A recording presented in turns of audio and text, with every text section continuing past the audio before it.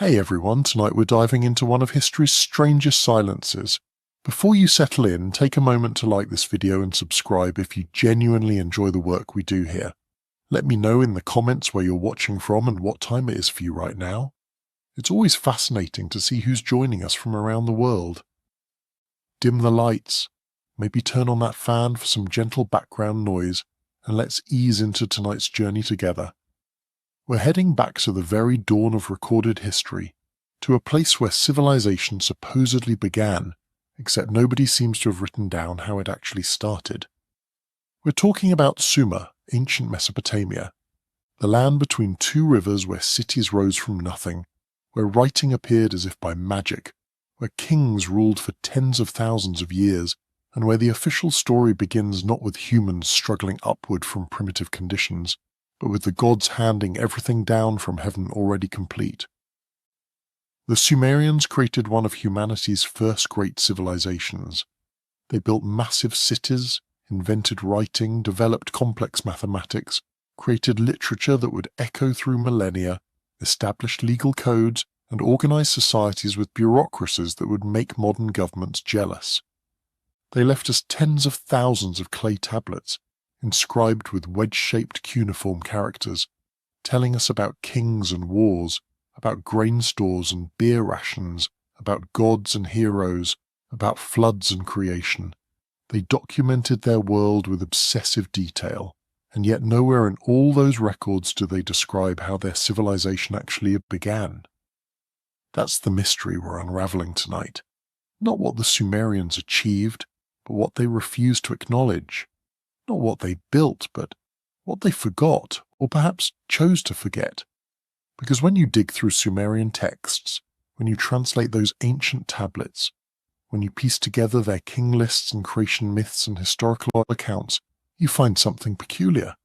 The story always starts in the middle. Civilization doesn't evolve in these texts. It doesn't develop gradually from scattered farming communities into organized city-states. It doesn't show the messy, awkward, experimental phases that archaeology reveals. Instead, it simply exists. One moment there's nothing, the next moment there's everything. Kingship descends from heaven, cities appear fully formed, the gods decide humans should exist, and suddenly humans exist, already knowing how to farm, how to build, how to worship. The Sumerian records present civilization as a gift, not an achievement, as something granted by divine beings, rather than something earned through countless generations of trial and error. And the question that haunts historians and archaeologists isn't just why the Sumerians told the story this way, it's why they seemed incapable of telling it any other way. What was it about acknowledging a gradual beginning, a slow development, a human origin story without gods pulling strings, that was so impossible for them to express? What would it have undermined? What would it have revealed? To understand this puzzle, we need to start not with what the Sumerians wrote, but with what they couldn't have known they were standing on. Long before the first Sumerian scribe pressed a reed stylus into soft clay, before the first ziggurat reached toward heaven, before the first king claimed divine authority, there were people in southern Mesopotamia. Not mythical beings who materialized from nothing, not gods who descended from cosmic realms, just people. Human beings doing what humans do, slowly figuring out how to survive in a challenging environment. We call them the Ubaid people, though they never called themselves anything because they existed before writing. They're named after Tel al-Ubaid, an archaeological site in southern Iraq where their distinctive pottery was first discovered. These weren't Sumerians, not yet. They might not have even spoken Sumerian, but they were the foundation, the prehistory that later civilizations built upon and then systematically ignored. The Ubaid period stretched from roughly 6,500 BCE to 4,000 BCE. That's 2,500 years of human occupation in southern Mesopotamia, 2.5 millennia of people living, working, building, and developing the agricultural and social structures that would eventually become Sumerian civilization. Archaeological evidence shows clear, unbroken cultural continuity from the Ubaid period, straight through to what we recognize as Sumerian culture. The pottery styles evolve, the settlements grow, the techniques improve. There's no sudden break, no mysterious transition, no moment where one people vanishes and another appears. And yet, the Sumerians never mentioned them. Not once.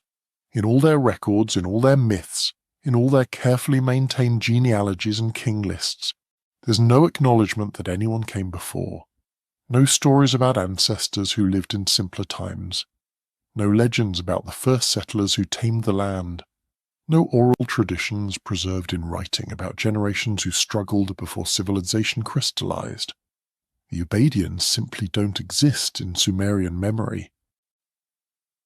This erasure is particularly striking when you look at the names of Sumerian cities themselves: Eridu, Ur, Uruk, Nippur, Lagash. These are some of the most important cities in Sumerian civilization, the religious and political centers of their world. And linguists will tell you something fascinating. These names aren't Sumerian. They don't follow Sumerian linguistic patterns. They don't derive from Sumerian words. They come from some other language, some earlier tongue spoken by people who founded these settlements before Sumerian became the dominant language of the region. Think about what that means. The Sumerians built their entire civilization in cities that already had names from an earlier population. They lived in Eridu. They worshipped at Eridu's temples. They considered Eridu the most ancient and sacred of all cities. And Eridu wasn't even a Sumerian word. It was inherited from the Ubaid people who first settled there, who first built mud brick structures on that spot, who first discovered the fresh water sources that made the location viable. The archaeological record at Eridu tells a fascinating story. When you dig down through the layers, through centuries of occupation, you find at the bottom a small shrine, just a modest structure, barely more than a single room. Then, layer by layer, you see that shrine rebuilt and expanded. Each generation makes it a little larger, little more elaborate. Over hundreds of years, it transforms from a simple sanctuary into a massive temple complex. This is organic growth. This is gradual development. This is exactly what you'd expect from a community that starts small and grows over time. But that's not the story the Sumerians told. According to their mythology, Eridu was the first city to receive kingship when it descended from heaven. The god Enki chose it as his dwelling place and established civilization there. The city didn't grow slowly from a Ubaid farming village. It appeared because the gods willed it, fully formed as a center of divine authority and human organization. The messy reality of centuries of gradual development was replaced by a clean narrative of instant creation. This pattern repeats across southern Mesopotamia. Everywhere archaeologists dig, they find evidence of the Ubaid period preceding Sumerian civilization. They find the pottery, the tools, the irrigation systems, the social structures that laid the groundwork for everything that came after. They find evidence of agriculture being developed and refined, of animal domestication, of trade networks being established, of metallurgy being experimented with. All the building blocks of civilization are there, being assembled piece by people who history forgot.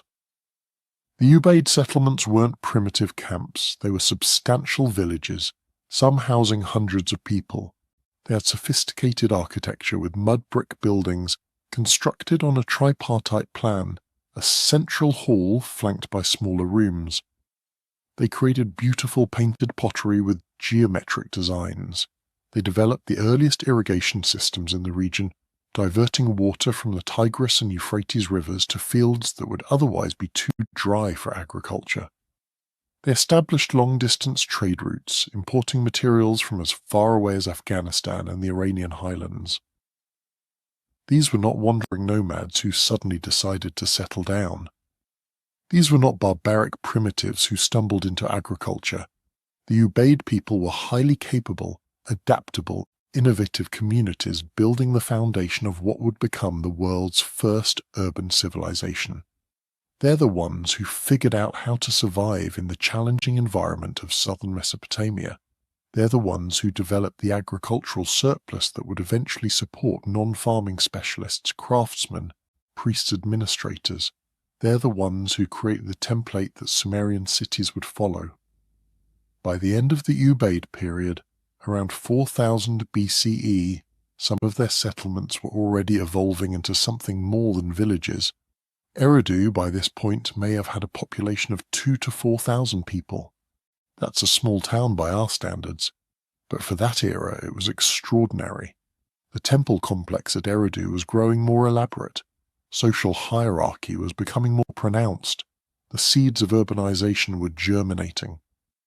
Then came the Uruk period, named after the great city of Uruk, roughly 4000 to 3100 BCE. This is when things accelerate. This is when villages become cities, when simple sanctuaries become massive temple complexes called ziggurats, when administration becomes necessary enough that people start developing systems to track resources, when social stratification becomes formalized, when specialist occupations emerge, when trade becomes extensive enough to require permanent merchant classes.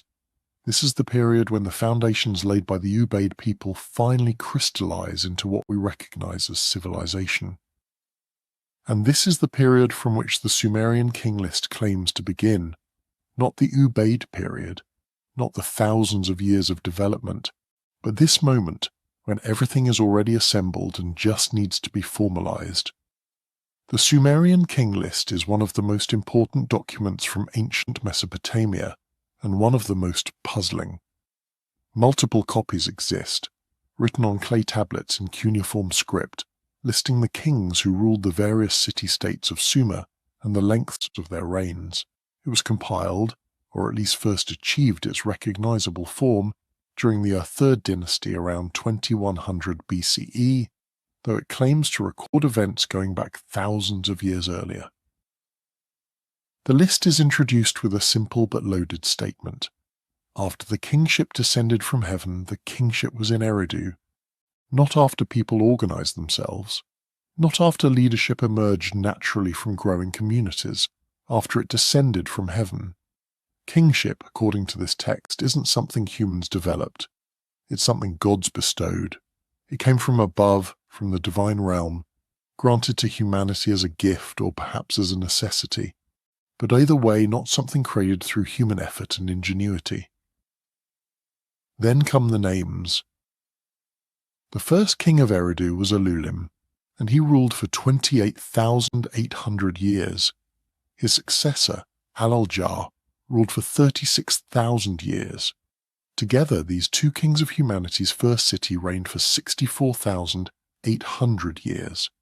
Then kingship moved to Bad Tabira, where 5 kings ruled for a combined 108,000 years. Then to Larak, where 1 king ruled for 28,800 years. Then to Sippar, where 1 king ruled for 21,000 years. Then to Shurapak, where 1 king ruled for 18,600 years. 8 cities, 8 kings before the flood, a combined reign of 241,200 years. Then the text records that the flood swept over the earth, and afterward kingship descended from heaven again, this time to Kish, and the new kings have more reasonable reign lengths.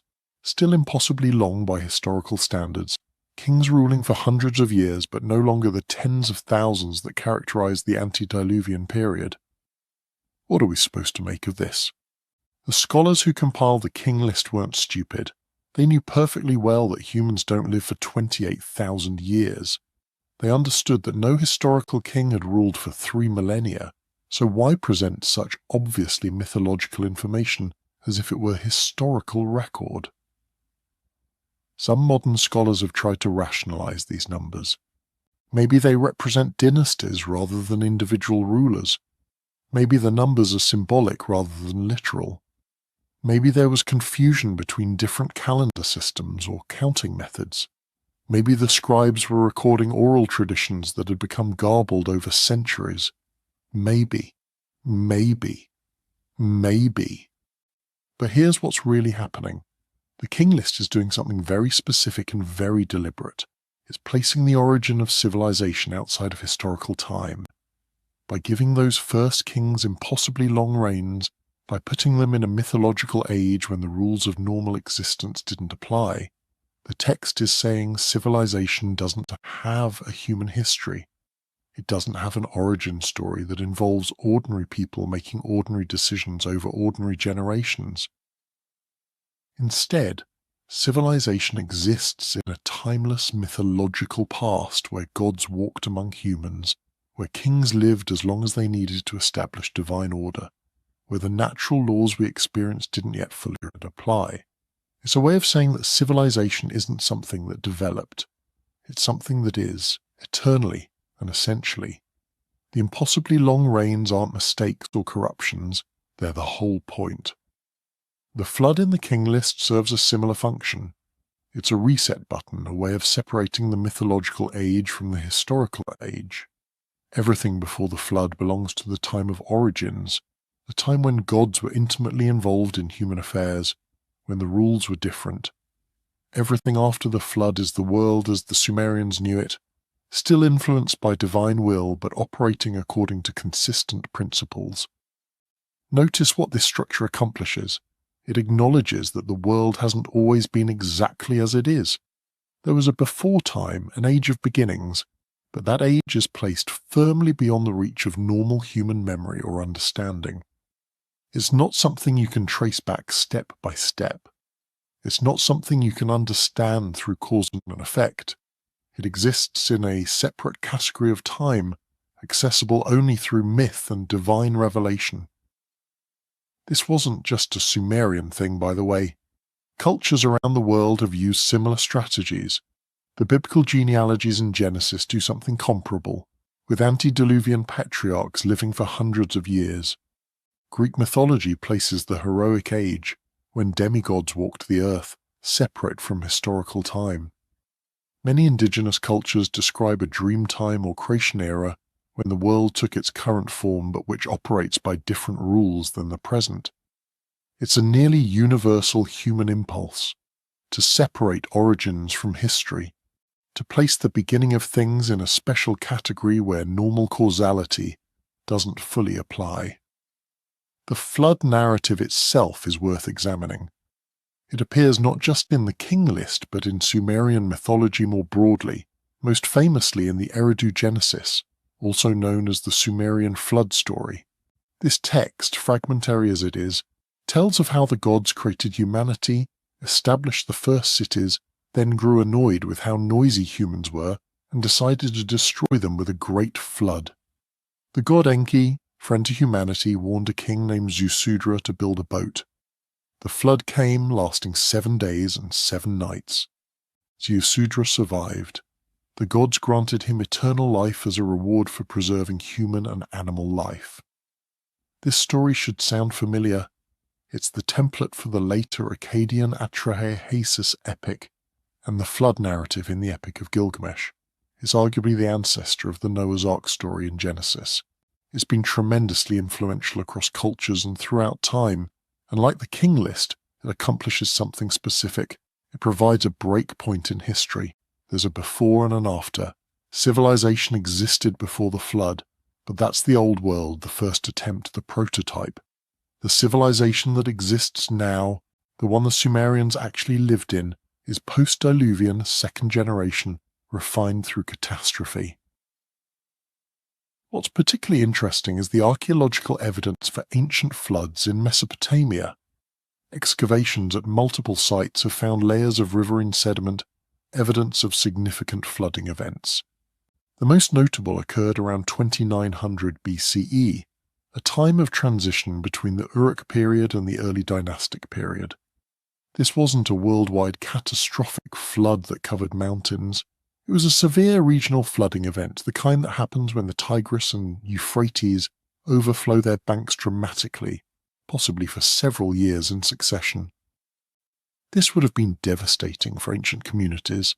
Southern Mesopotamia is flat. When those rivers flood, water spreads across vast areas. Settlements get inundated, crops are destroyed, people drown. For a society dependent on those river valleys, it would have felt apocalyptic. And human memory being what it is, the story would grow in the telling. One particularly bad flood season becomes a 7-day deluge. A disaster that affected much of the region becomes a world-covering catastrophe. A period of disruption and rebuilding becomes a cosmic reset orchestrated by the gods. But here's what matters for our purposes.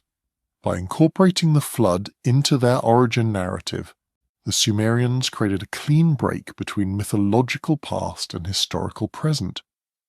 Everything before the flood could be as fantastical as needed. Everything after had to make sense in terms of observed reality.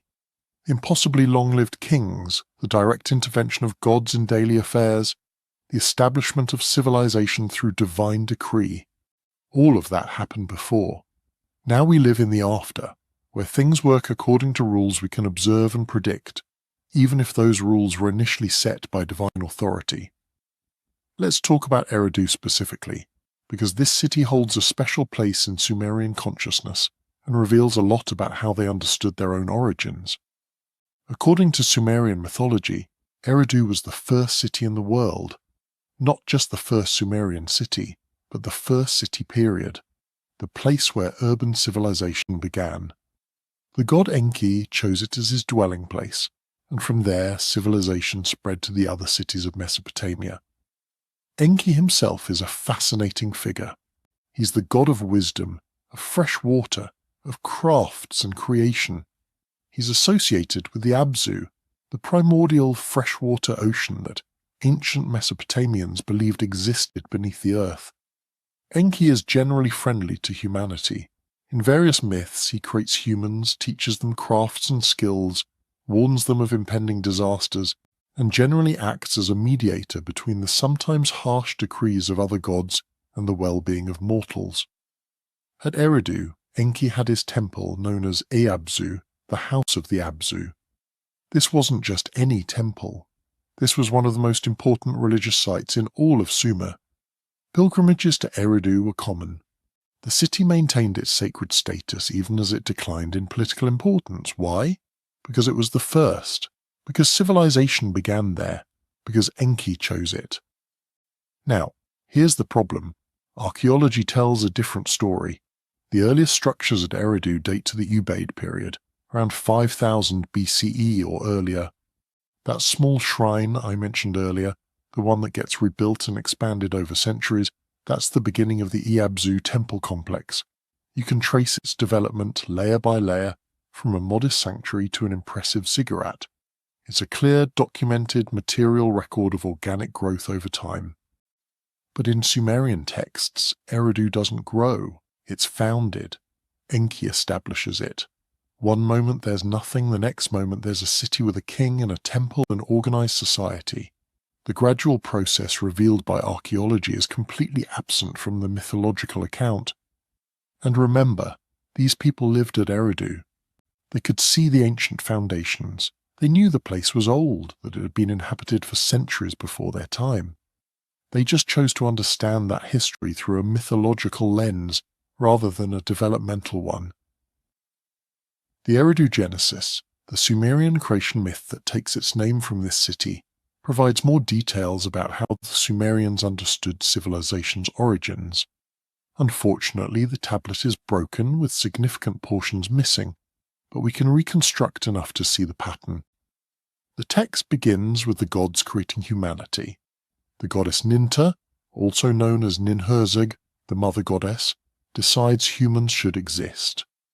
The gods collectively shape humans from clay. Why? To relieve the gods of labor, to work the fields, maintain the temples, provide offerings. Humans exist to serve divine needs. Then the gods establish cities. Eridu is given to Enki. Bad Tabira is given to another deity. Larak, Sippar, Shuruppak. Each receives a patron god who will oversee and protect it. These cities don't evolve from villages.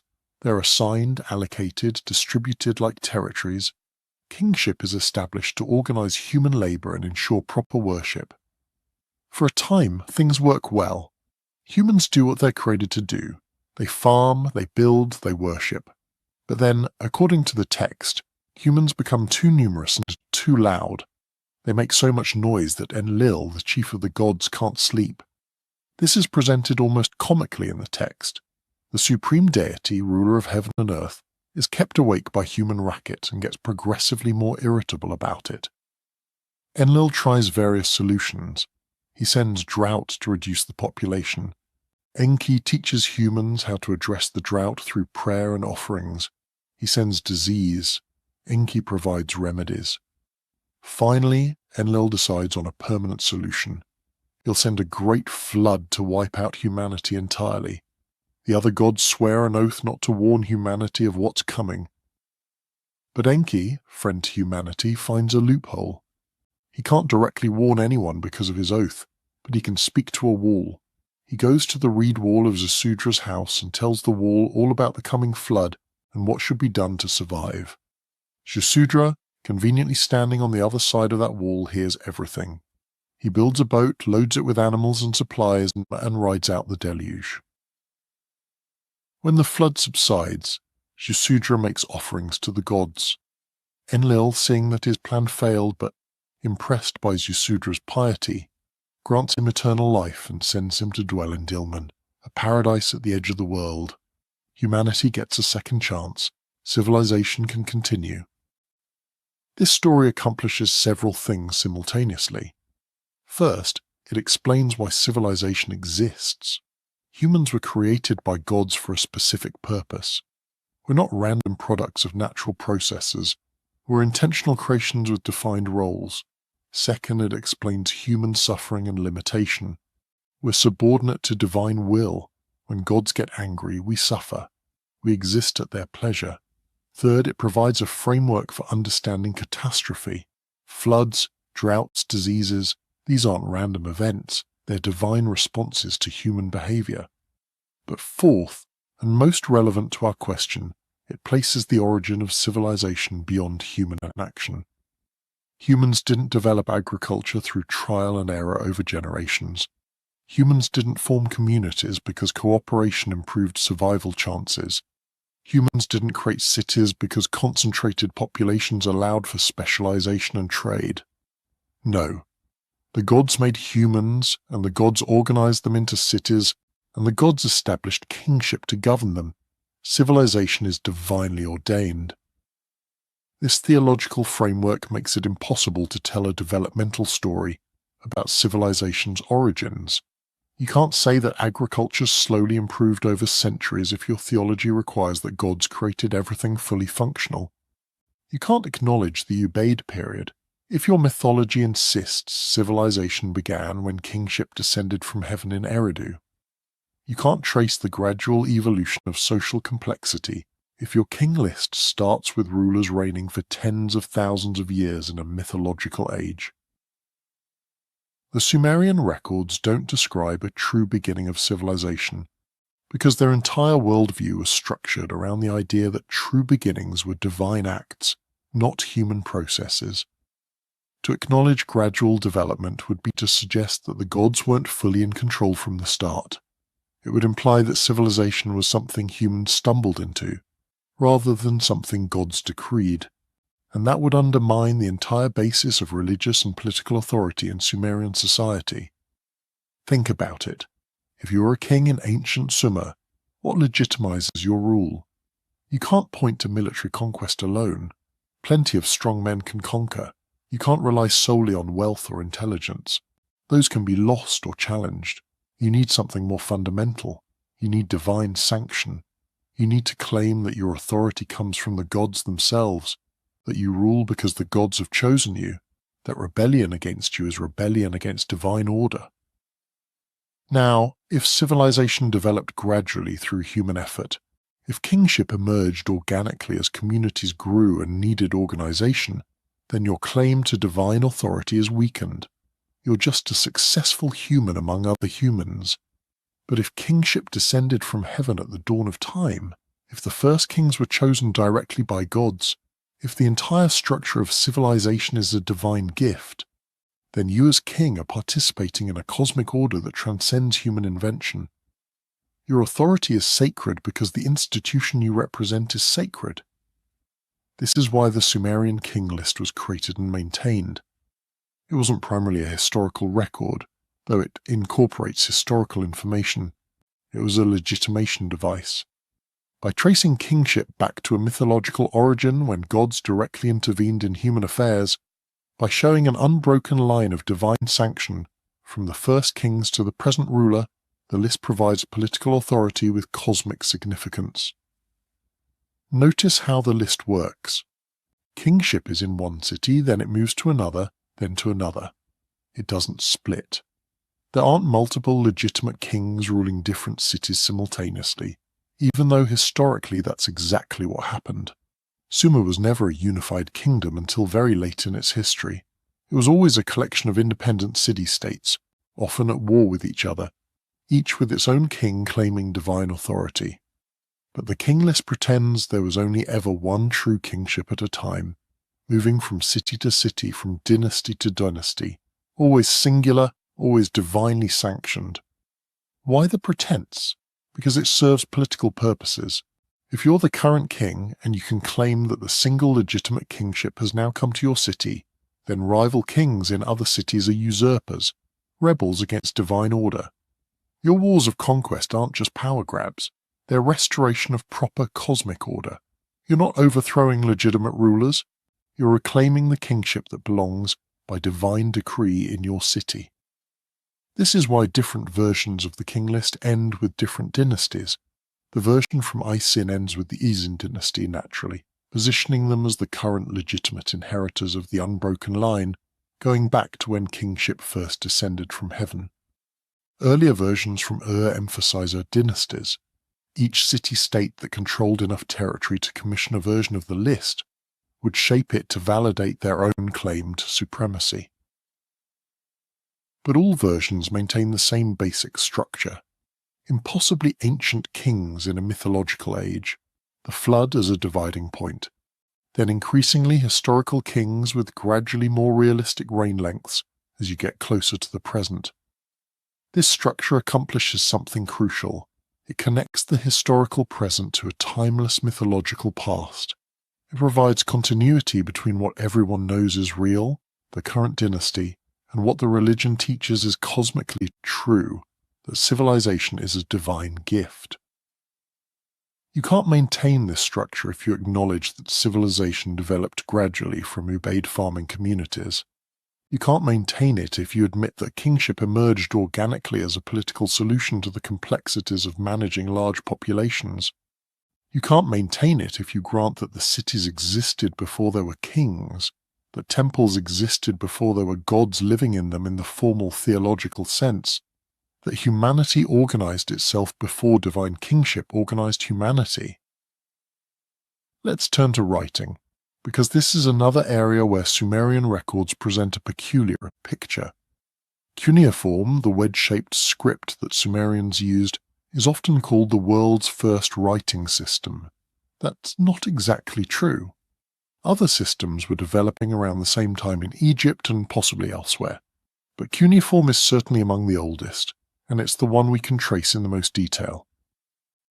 The development of cuneiform from its origins around 3400 BCE to its fully functional form around 2600 BCE is well documented. We can see the progression. It starts with a token system. Small clay objects of different shapes represented different commodities. A sphere meant a unit of grain. A cylinder meant an animal. These tokens were used for accounting, for keeping track of resources, for recording transactions. Essentially, they were a three-dimensional database. Around 3400 BCE, someone had an innovation. Instead of carrying around bags of tokens, why not just press the tokens into clay to leave impressions? Now you have a two-dimensional record of what the tokens represented. These impressions gradually become standardized symbols.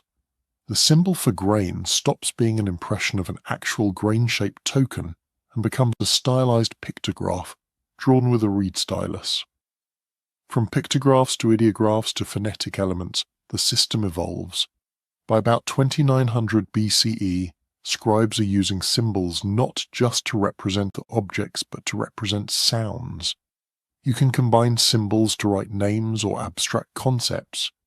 By 2600 BCE, cuneiform is sophisticated enough to record complex ideas, narratives, poetry, legal codes. It's a fully functional writing system capable of expressing the full range of human thought. This developmental process is clear in the archaeological record. We have tablets from each stage of development. We can see the experimentation, the false starts, the gradual refinement. Writing didn't appear fully formed. It emerged through practical need and creative problem-solving over centuries. But here's the thing. The Sumerians themselves don't describe this process in their own texts. They don't have stories about the invention of writing. They don't credit any particular king or scribe or sage with creating the system.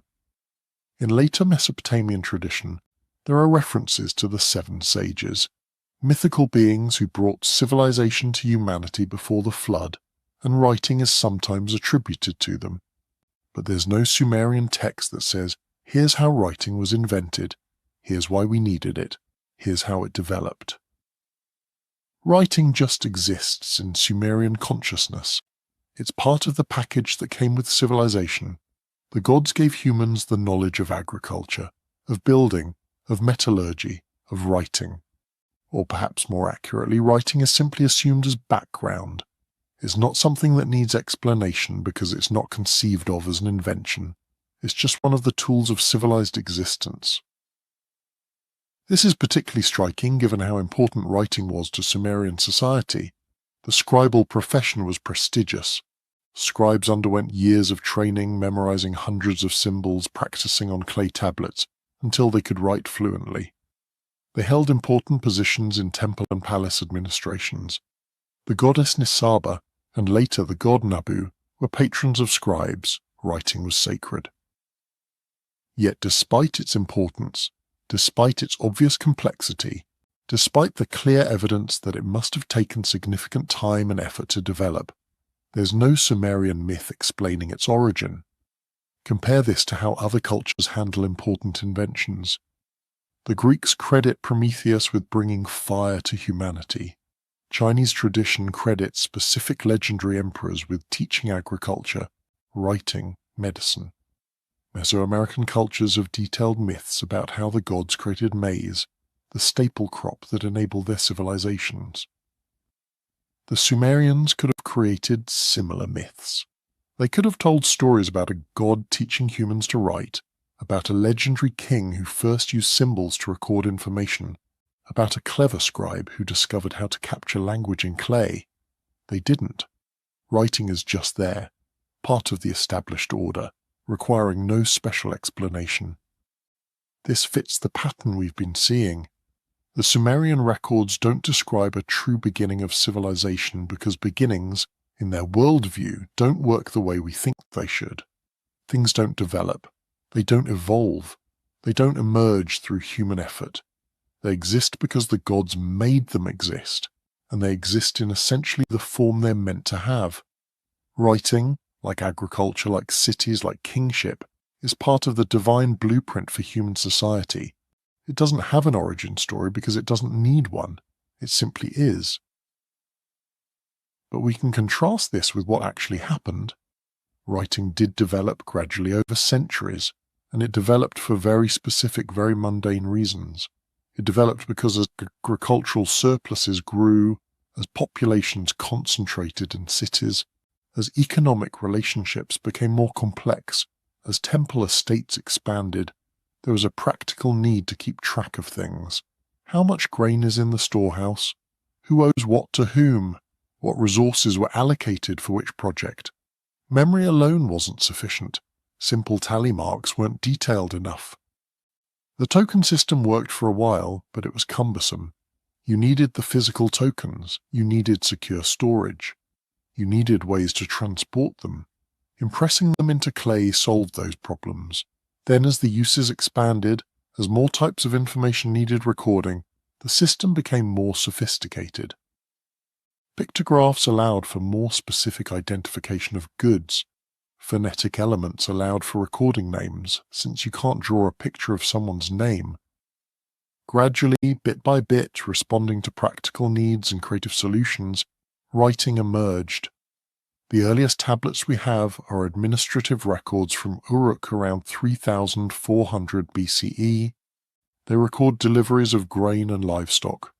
They list workers and their rations. They track temple assets. This is accounting. This is bureaucracy. This is civilization managing its growing complexity through information technology. And that's revealing about what civilization actually is at its core. It's not primarily about grand buildings or powerful kings or sophisticated arts, though those develop. It's about organization. It's about coordinating the activities of large numbers of people. It's about managing resources across space and time. It's about creating systems that allow specialization. Because specialization, the ability for some people to farm while others make tools, while others perform rituals, while others administrate, is what distinguishes civilization from tribal societies. Writing is crucial to this because writing is memory that doesn't die. Before writing, knowledge had to be maintained through oral tradition, passed from person to person, generation to generation. This works reasonably well for myths, for stories, for cultural knowledge. It doesn't work well for specific data. Who owned which field 10 years ago? What was the exchange rate between grain and sheep last harvest? How much did we store in reserve 3 years back? Oral memory is terrible at preserving such details. Writing solves this. Now information persists. Now you can make agreements and record them and refer back to them years later. Now you can accumulate knowledge across generations without it degrading. Now you can teach scribal students by having them copy old texts, ensuring perfect transmission. Now you can develop complex legal systems based on precedent. Because precedents can be preserved in writing, now you can create literature, stories that don't change with each telling, poetry that maintains its exact form across centuries. The Sumerians did all of this. They created one of humanity's first great literary traditions, preserved on clay tablets that have survived millennia in the dry Mesopotamian soil. They wrote the Epic of Gilgamesh, one of humanity's oldest surviving works of literature. They wrote hymns to gods, laments for destroyed cities, wisdom literature, proverbs. They wrote legal codes, most famously the Code of Urnamu, predating the more famous Code of Hammurabi by several centuries. They wrote medical texts, astronomical observations, mathematical calculations. All of this required writing, and all of this writing developed from those mundane accounting tablets in Uruk, from the practical need to keep track of grain and beer rations. That's how civilization actually begins, not with divine decree, but with practical problems requiring practical solutions. Now, let's explore the creation myths more deeply, because they reveal a lot about how Sumerians conceptualized origins. The Eridu Genesis is the most complete Sumerian creation text we have, though as mentioned it's fragmentary. But other texts fill in details. The Barton Cylinder provides additional information. References scattered through other myths and hymns complete the picture, and what emerges is a consistent theology. In the beginning there was primordial water. Namu, the primordial sea goddess, exists before everything else. From her emerges An, the sky, and Ki, the earth. Or in some versions, An and Ki emerge together, separating what was originally unified.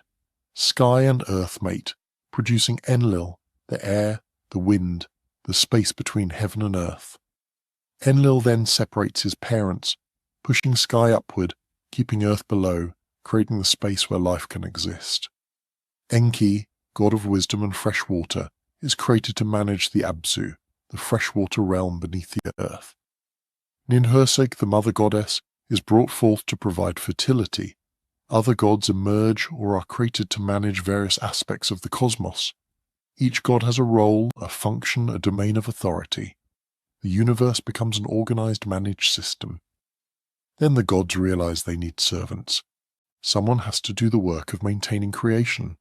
Someone has to till the fields, manage the irrigation, build the temples, provide offerings. The gods themselves don't want to do this labor, so they decide to create humans. Enki and Nintur, working together, shape humans from clay, from the earth itself and breathe life into them, humans are designed to serve divine needs. This is a very different creation story from the one in Genesis, though there are clear influences and parallels. In Genesis, humans are created in the image of God, given dominion over the earth, blessed and told to be fruitful. There's dignity in that creation, a sense that humans have special status. In the Sumerian version, humans are created to be servants, to relieve gods of labor. We're not the pinnacle of creation, we're the maintenance staff of creation. The gods make us functional rather than exalted. But notice what this theology accomplishes. It explains why humans must work. Labor isn't punishment for sin, as in the biblical tradition. It's our designed purpose. We exist to cultivate the fields, manage the livestock, maintain the temples. This sanctifies the social order. When you work your field, you're fulfilling your divine purpose. When you pay your taxes to the temple, you're providing the offerings the gods require. When you obey your king, you're participating in the divine organization of human society. The creation of civilization follows from this. Once humans exist, they need to be organized. They need cities to live in, kings to govern them, laws to guide their behavior, temples to maintain proper relationship with the gods. Each city is assigned a patron deity. Enki gets Eridu. Nana, the moon god, gets Inanna, goddess of love and war, gets Uruk, and so on. These gods don't just protect their cities, they own them. The city temple isn't just a place of worship, it's the god's actual house, their earthly residence. This has practical implications. The temple estate owns vast amounts of land, employs huge numbers of workers, controls significant resources. But in Sumerian understanding, this isn't religious institutions accumulating wealth and power. This is the proper ordering of things. The god owns the city, the temple is the god's household, the priests manage the god's affairs, the offerings aren't taxes, they're the rent we pay for existing, the service we owe for being created. When the king rules, he does so as the god's representative. He's either chosen by the gods or, in some traditions, is the actual son of a god and a human woman. His palace isn't separate from the temple hierarchy. He's part of the divine administrative structure. His laws aren't his personal decisions. They're attempts to implement divine justice. When he goes to war, he's not just expanding his territory, he's bringing divine order to chaotic regions. This theological framework makes it impossible to tell a developmental story about civilization. You can't say that temples started as simple shrines and grew richer over time through accumulated offerings, because that would suggest the gods weren't originally powerful enough to own vast estates. You can't say that kingship emerged when certain individuals accumulated enough military or economic power to dominate their communities, because that would make kings just successful humans rather than divine appointees. You can't say that laws developed through trial and error as communities figured out what rules worked, because that would make law a human creation rather than divine revelation. Everything has to be presented as always having been essentially as it is. The gods created this system, they put it in place at the beginning. Changes that occur aren't development. They're the unfolding of divine will, the transfer of kingship from one city to another, the evolution of divine plans, but never the result of purely human agency. Consider what this means for historical memory. The Sumerians were perfectly capable of observing that things changed over time.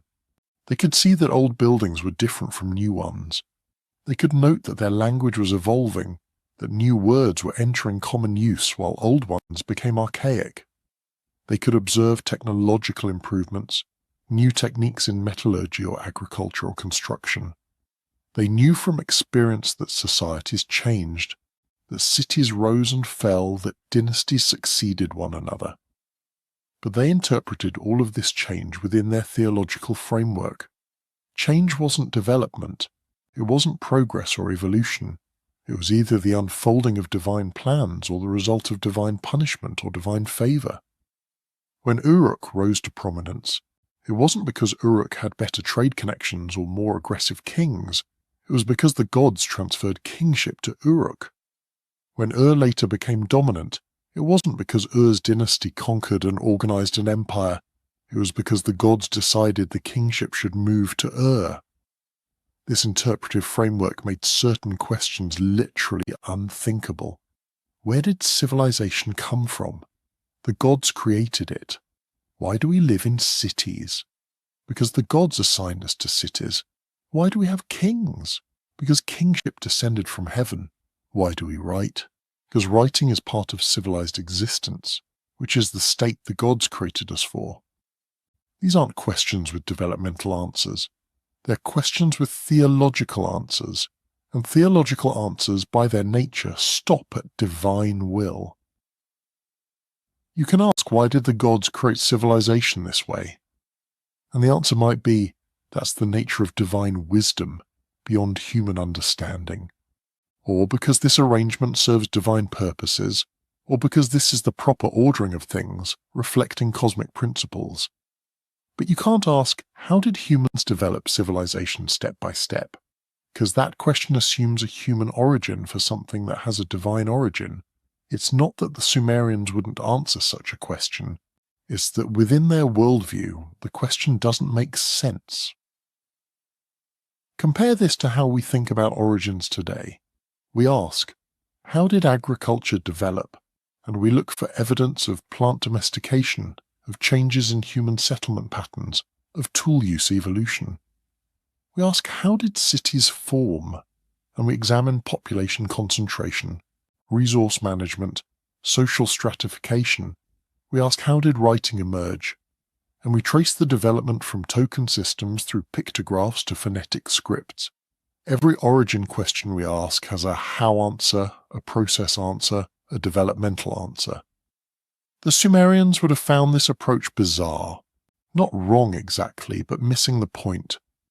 Yes, you can describe how agriculture developed in mechanical terms, but that's not the important question. The important question is why agriculture exists at all, what purpose it serves, what divine will it reflects.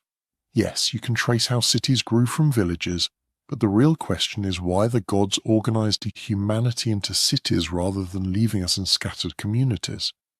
Yes, you can document how writing evolved from accounting tokens, but the crucial question is why humans have the capability for symbolic communication at all.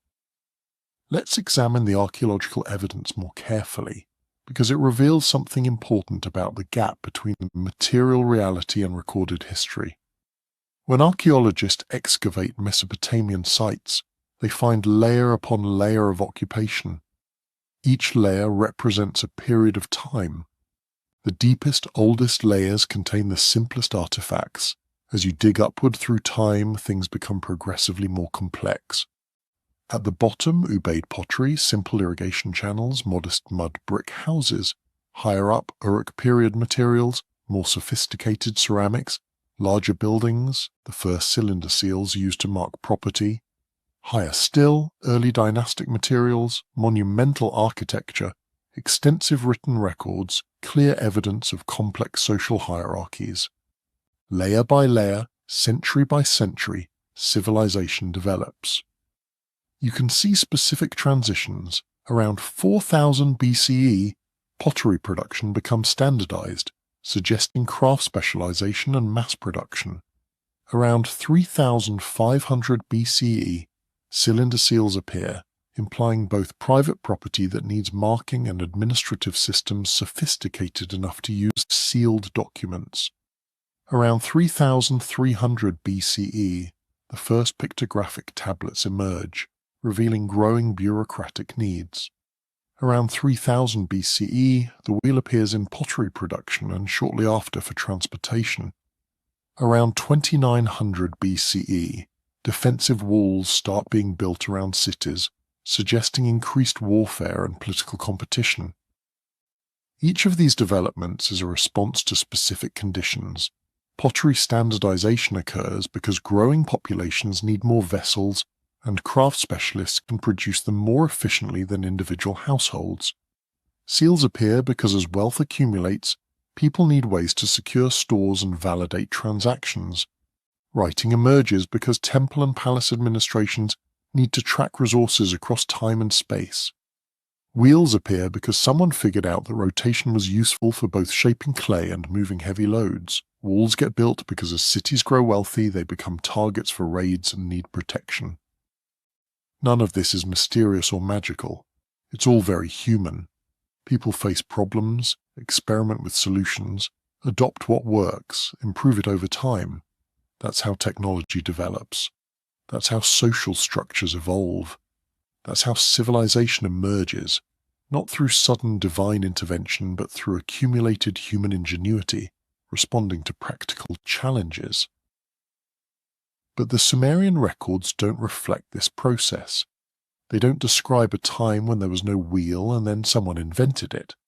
They don't explain why seals became necessary or how writing developed from simpler systems. These things are just part of the background of civilization. They exist because civilized people need them, and civilized people exist because the gods created them that way. There's a concept in anthropology called mythological time or dream time. It refers to a special category of past that exists outside normal historical sequence. It's not that it's fictional exactly, it's that it operates by different rules. In mythological time, the world is still being formed, the rules of existence are still being established. The boundaries between divine and human, between natural and supernatural, haven't fully solidified. Many cultures place their origin stories in mythological time, and they do this for good reasons. If you tell an origin story in historical time, people can question it. They can ask for evidence, for specifics, for coherent cause and effect. But if you place it in mythological time, it's protected from such questions. Of course, we can't explain exactly how it happened. It happened before the normal rules applied. Of course, it seems fantastical. The mythological age was fantastical. That's why it's separate from the historical age we live in now. The Sumerian king list does this brilliantly. Those antediluvian kings with their impossible lifespans aren't mistakes. They're markers that we're in mythological time. The flood is the transition point between mythological time and historical time. Before the flood, anything is possible. After the flood, things work according to the rules we can observe. The transition is irreversible. We can't go back to mythological time. We can only remember it through sacred texts and religious ritual. This structure serves multiple functions. Religiously, it maintains a sense that the world we live in is less directly divine than the world at the beginning. The gods still influence things, but they're more distant now. They don't walk among humans the way they did in mythological time. This explains why we don't see miracles constantly, why prayers aren't always answered immediately, why divine will can seem obscure. We're living in the aftermath, in the continuation, in the time when the initial setup has been completed and now just runs according to established patterns. Politically, it provides that legitimation we discussed earlier.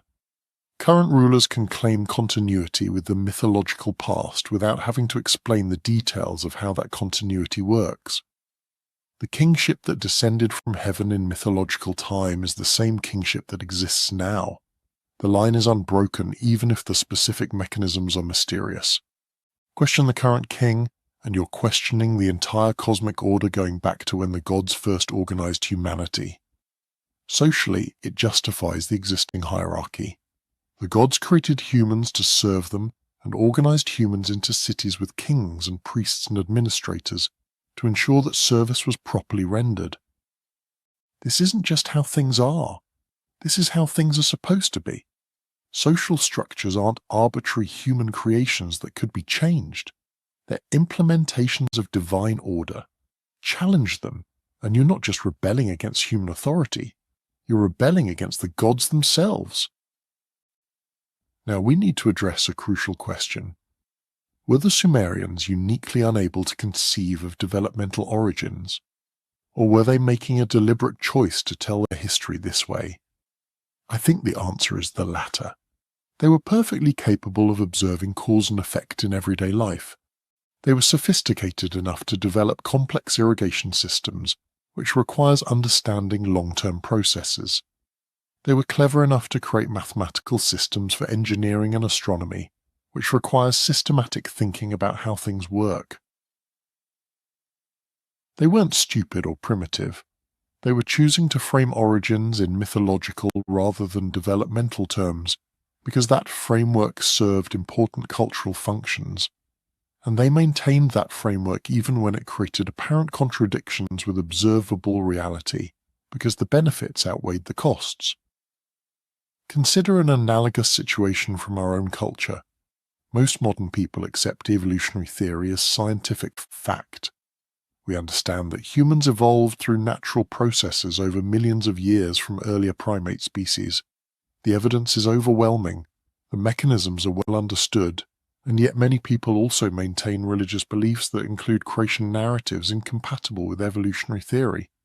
They're not stupid, they're not ignorant of the evidence. They're maintaining different frameworks for different purposes. The scientific framework is useful for understanding biology, for medicine, for agriculture, for all the practical domains where understanding actual mechanisms matters. The religious framework is useful for ethics, for meaning, for community identity, for grappling with existential questions about purpose and value. Most people don't experience these frameworks as contradictory because they use them in different contexts for different purposes. The Sumerians were probably doing something similar. They understood perfectly well that buildings took time to construct, that irrigation systems had to be dug, that fields needed cultivation. They knew from direct experience that all the material aspects of civilization required human labor and human ingenuity. They weren't confused about practical causation, but when it came to explaining why civilization exists at all, why humans are the kind of creatures who build cities and write laws and worship gods, they turned to mythological explanations because those explanations addressed the deeper questions of meaning and purpose that practical descriptions couldn't answer. Let's talk about what would have happened if the Sumerians had told a developmental story about their origins. Imagine a Sumerian text that said something like, "In ancient times our ancestors lived in small communities, hunting and gathering. Gradually they learned to cultivate wild grains, and this allowed them to settle in permanent villages. As the villages grew, they needed more organized leadership, so they chose elders to settle disputes and coordinate labor. Over time, these villages grew into towns, and the towns into cities. The elders became priests and kings, the shrines became temples, writing was invented to keep track of temple storehouses, and thus our civilization came to be." That's a perfectly reasonable account. It's close to what actually happened. It doesn't require impossibly long-lived kings or divine interventions or global floods. It's a human story about human ingenuity and human adaptation. Why didn't they tell this story? Because it would have undermined every source of authority in their society. If civilization developed gradually through human effort, then priests aren't intermediaries between humans and gods who established civilization. They're just people who figured out how to organize religious practices and then claimed special status. If kingship emerged organically from community leadership, then kings aren't divinely appointed rulers implementing cosmic order. They're just successful strongmen or administrators who accumulated power and legitimized it through religious claims. If laws developed through trial and error to serve community needs, then they're not eternal divine principles but human creations that could be changed. If temples grew from simple shrines through accumulated offerings, then the gods didn't always own vast estates, and the priestly class hasn't always controlled significant economic resources. Every power structure in Sumerian society depended on the claim that civilization was a divine gift, organized according to divine principles, maintained through proper adherence to divinely established order.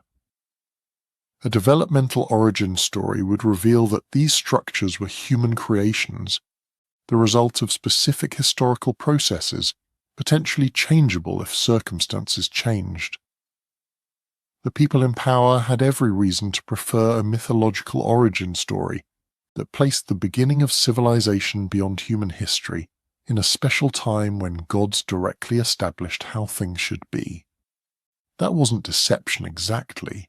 They probably believed it themselves, but it was a belief that served their interests. There's also an epistemological issue worth considering. How would ancient Sumerians have reconstructed their own developmental history even if they wanted to? They didn't have archaeology. They couldn't excavate sites and examine layers of occupation. They didn't have carbon dating or other scientific methods for determining the age of artifacts. They couldn't study genetic evidence or linguistic evolution. All they had was oral tradition, and oral tradition is terrible at preserving accurate information across many generations. By the time writing was invented around 3400 BCE, the Ubaid period was already ancient history as much as 2,000 years earlier. That's roughly the same time span as from the Roman Empire to today. Imagine trying to reconstruct accurate history from 2,000 years ago using only stories passed down verbally through all those generations. It wouldn't be possible. Details would be lost, garbled, confused. Names would change. Events would merge together or split apart. Eventually you'd be left with vague legends about ancestors who lived differently than us, but no clear sense of how or why or when. So even if some Sumerians wanted to tell a developmental story, they probably couldn't have assembled the information to do it accurately. What they would have had instead were fragments of oral tradition about the old times, about ancestors who lived before cities, about the beginning of various practices. These fragments would naturally be incorporated into mythological frameworks because that's how pre-literate societies preserve their sense of the past. Important information gets attached to stories about gods and heroes because stories with dramatic characters and plots are easier to remember than dry chronologies. By the time literate Sumerians were writing things down, the mythology had already ossified. The stories about how the gods created humanity, about kingship descending from heaven, about the establishment of the first cities, these were already the accepted accounts, passed down through generations, taught in temple schools, incorporated into religious practice. Writing down a different account would have required not just archaeological research that they couldn't do, but also challenging the entire religious and political establishment. Not likely to happen. Let's consider the role of the priesthood more carefully. In Sumerian society, priests weren't just religious functionaries, they were administrators, record keepers, educators, and intellectuals. The temples weren't just places of worship, they were economic centers controlling land, labor, and resources. They were schools where scribes learned to read and write. They were repositories of knowledge, maintaining archives of contracts, accounts, astronomical observations, medical texts, mathematical calculations. The priest controlled writing. In the early period, literacy was essentially limited to temple scribes and palace administrators. If you wanted to learn to read and write, you needed access to a temple school. If you wanted text copied or created, you needed scribal services. The priest controlled what got written down, what got preserved, what got copied for future generations.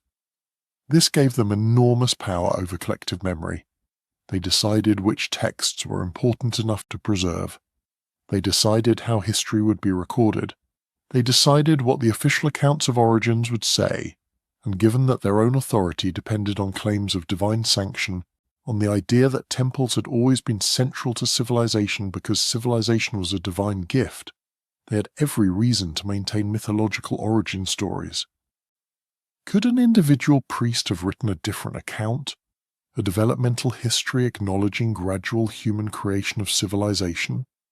Perhaps, but it wouldn't have been copied and preserved. It wouldn't have been taught in scribal schools. It wouldn't have influenced the official texts. The institutional inertia of the temple system would have ensured that orthodox accounts were maintained and heterodox accounts were forgotten. This is speculation, of course.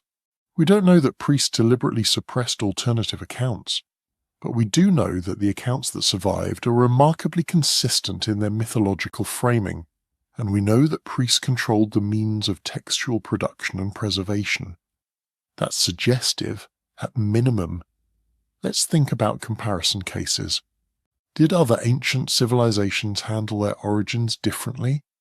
The Egyptians had creation myths not dissimilar from the Sumerian ones. Gods created the world, established order, created humans to serve them. Egyptian pharaohs claimed divine status, literally becoming gods upon ascending to the throne.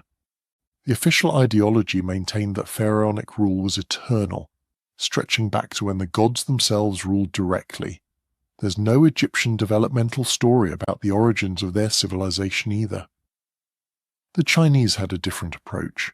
Their legendary history includes culture heroes, human or semi-divine figures who taught various arts and skills. The Yellow Emperor taught warfare and government. Shen Nong taught agriculture and medicine. Fu Xi taught fishing, cooking, and writing. These are still mythological rather than historical accounts, but they acknowledge human or at least human-like agency in developing civilization. The emphasis is less on gods creating everything and more on legendary figures discovering or inventing crucial technologies. Mesoamerican civilizations like the Maya or Aztec had complex origin myths involving multiple cycles of creation and destruction. The gods tried several times to create humanity, failing with early versions and eventually succeeding with the current version. These myths acknowledge a kind of development, even if it's framed as divine trial and error rather than human evolution, and they include some legends about how specific crops or technologies came to humans, often involving heroic figures stealing knowledge from the gods. So the Sumerian approach isn't unique, but neither is it universal. Different cultures negotiated the question of origins in different ways, depending on their specific theological commitments, political structures, and historical circumstances. What's consistent is that every early civilization placed their origins at least partly in mythological time, outside of normal historical causation. The specific details varied, but the basic strategy of making origins sacred and therefore unquestionable was nearly universal. Why? Because every society needs legitimation. Every power structure needs to justify itself. Every social hierarchy needs to explain why things are arranged as they are. And the most powerful justification is always to claim that the current arrangement isn't arbitrary or historical or subject to change. It's how things are supposed to be, is natural order or divine will or cosmic necessity. Change it, and you're not just altering social customs, you're violating fundamental principles of reality itself. Let's return to the specific case of writing because I think it illustrates the pattern especially clearly. We have excellent archaeological evidence for how cuneiform developed. We can trace it step by step from token system to impressed symbols to drawn pictographs to abstract ideographs to phonetic elements. We know when each stage appeared. We know what social and economic pressures drove each innovation. We know the names of some of the cities where key developments happened. It's one of the best documented technological developments in ancient history. And the Sumerians themselves never describe any of this. They never say, in the city of Uruk, temple administrators realized they needed a better way to keep records, so they developed a system of marking clay with symbols. They never say early writing could only represent objects, but then scribes figured out how to use symbols for sounds, which let them write names and abstract concepts. They never say it took several centuries for writing to develop from basic accounting to literature. Writing is just there. It's part of being civilized. Civilized people write, uncivilized people don't. The boundary between civilization and barbarism is marked by literacy. This is stated explicitly in various Sumerian texts. The region they controlled directly, where people spoke Sumerian or Akkadian, and wrote in cuneiform and followed proper religious practices, that was the civilized world. Beyond that were barbarians, people who lived differently, who had to be conquered and civilized or at least kept at bay. This binary is deeply embedded in how the Sumerians thought about themselves, and it required treating writing as inherent to civilization rather than as a technology that civilization developed. If you acknowledge that writing was invented, You have to acknowledge that there was a time when even Sumerians didn't write, when even they were, by their own definition, uncivilized.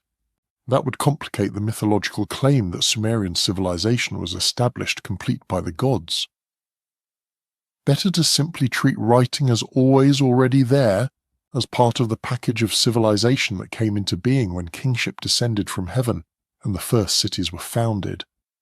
Not something invented, but something revealed. Not something developed, but something inherent to the proper ordering of human society according to divine principles. Now we need to address a different kind of question. Is it fair to criticize the Sumerians for not doing something they had no framework for doing? For not writing developmental history when developmental thinking wasn't part of their intellectual toolkit? For not being archaeologists before archaeology existed, or anthropologists before anthropology existed, or historians in the modern sense before that kind of historiography had been invented? The answer is no. Of course, it's not fair to criticize them. They were doing exactly what their culture, their theology, their political structure, and their epistemological limitations allowed them to do. They were preserving memory, maintaining order, educating scribes, and creating literature within the conceptual frameworks available to them. They gave us writing itself, which is the foundation of all subsequent historical inquiry. They gave us administrative records that, even if they don't explain origins, provide invaluable information about how their society functioned. They gave us literary masterpieces that still move us millennia later. But it is worth analyzing why they didn't describe a true beginning of civilization, not to criticize but to understand, because the reasons tell us something important about how societies construct their own self-understanding, about the relationship between power and narrative, about the functions that origin myths serve. The Sumerian records don't describe a true beginning because to do so would have been to acknowledge that their civilization was a human creation, built slowly and painfully through trial and error over many generations, and that acknowledgement would have undermined the theological and political claims that justified every major institution in their society. The temples claimed divine ownership of resources. The kings claimed divine authorization of their rule. The priests claimed special access to divine will. All of this required maintaining that civilization itself was a divine gift, not a human achievement. Let's think about what archaeological evidence has revealed that Sumerian texts never mention. We find layer upon layer of occupation showing gradual development from simple villages to complex cities.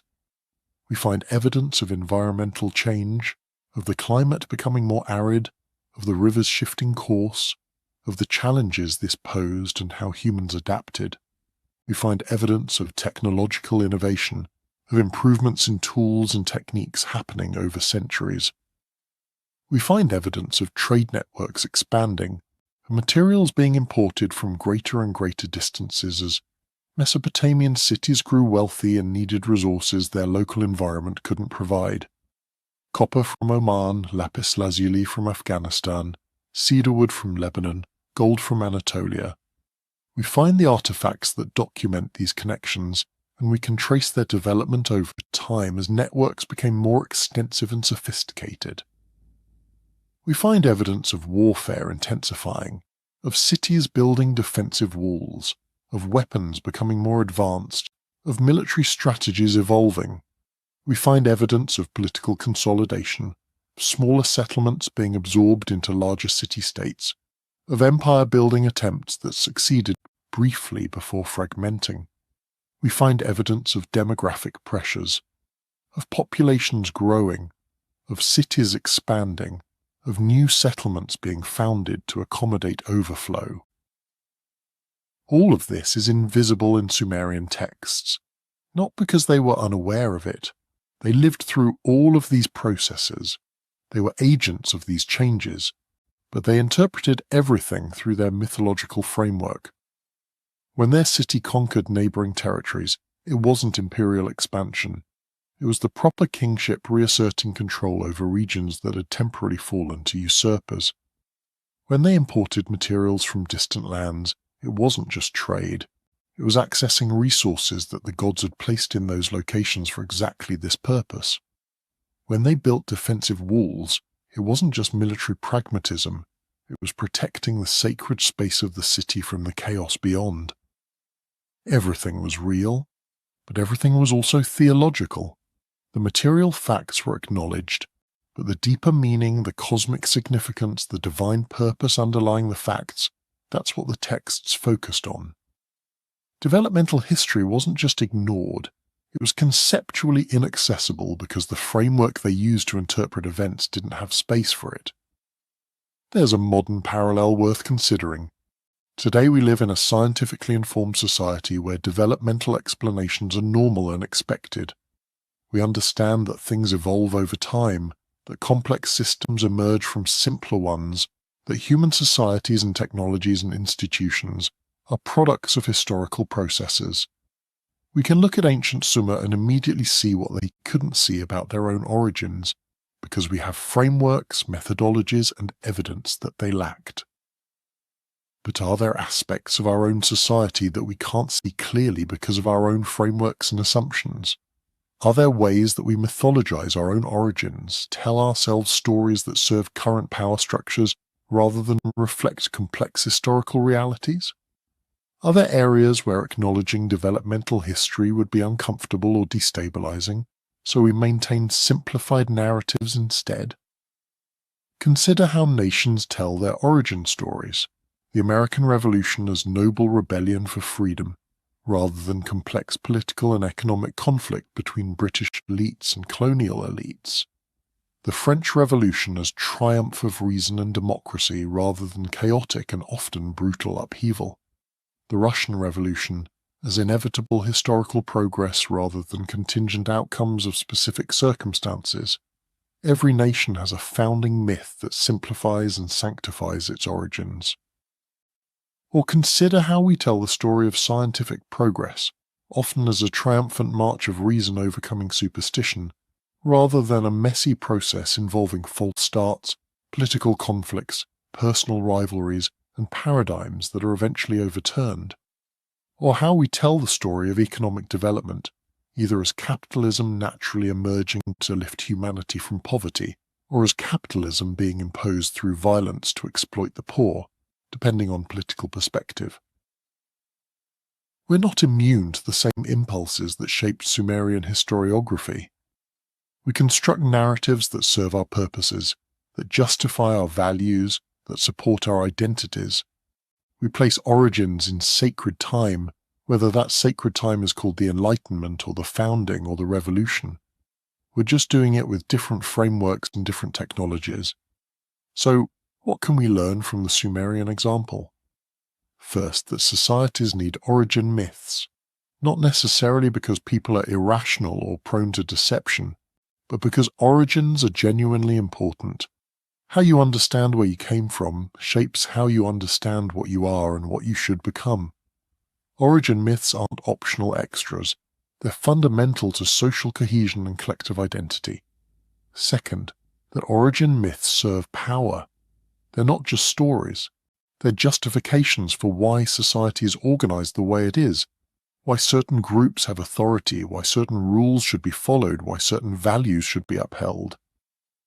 Question the origin myth, and you're questioning all of that, which is why origin myths are protected, maintained, taught carefully to each generation.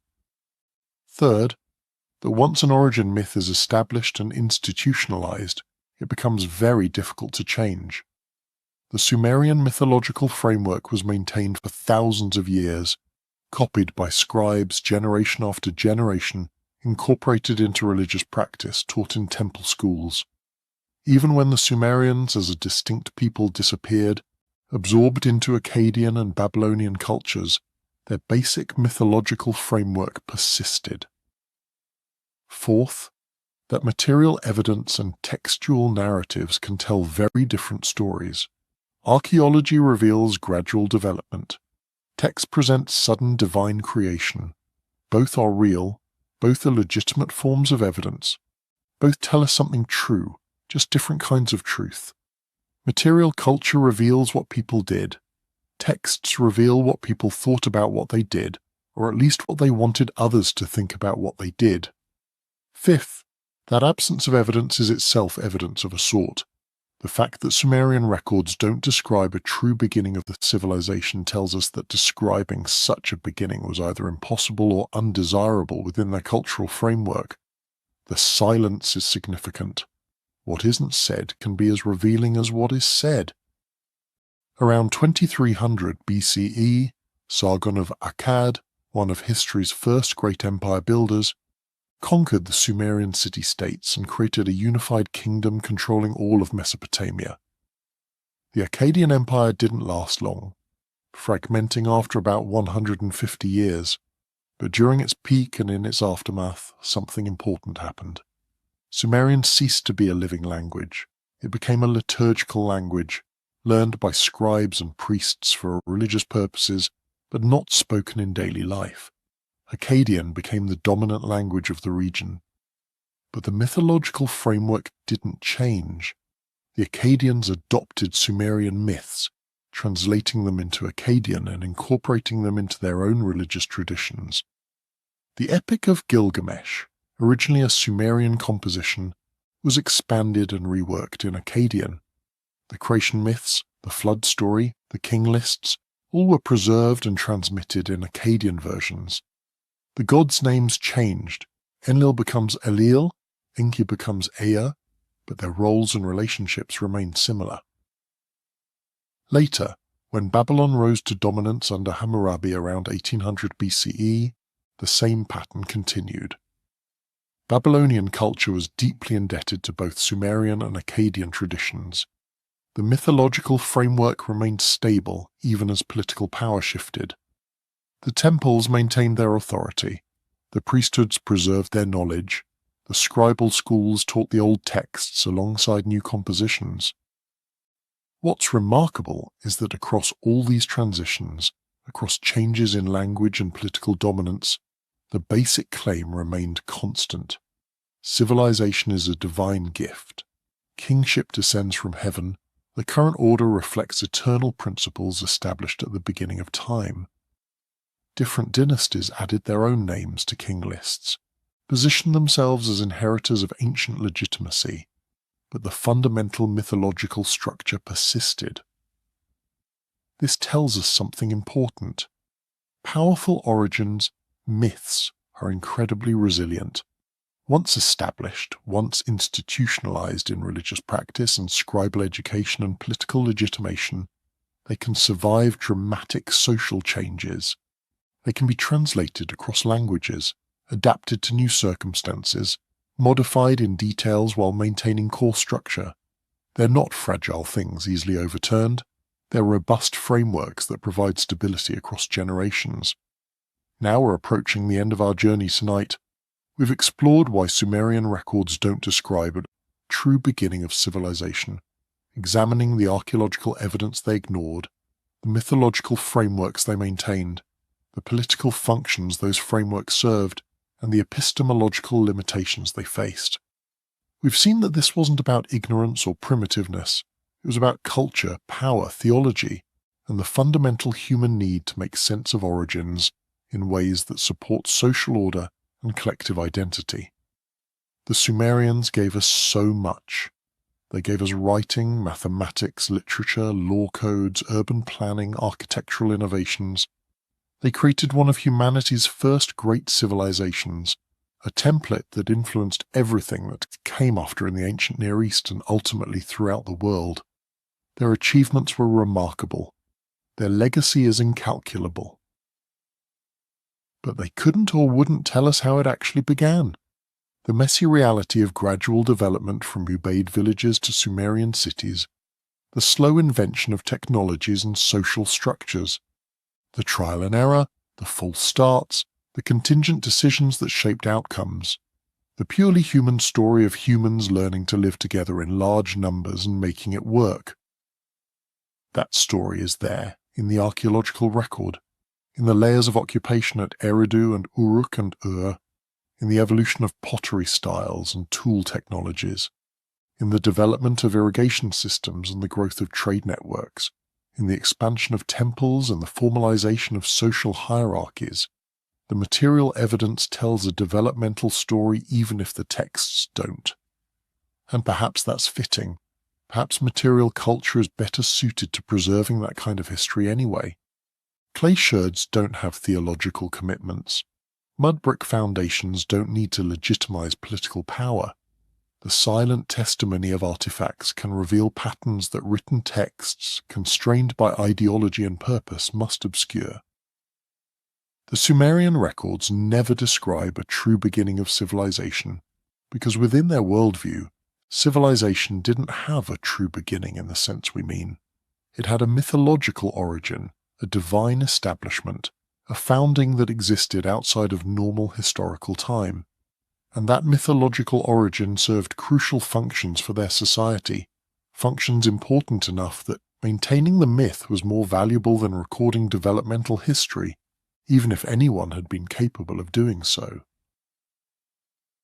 We've come to understand tonight that the absence isn't a failure. It's a choice, conscious or unconscious, individual or collective, to privilege certain kinds of truth over others.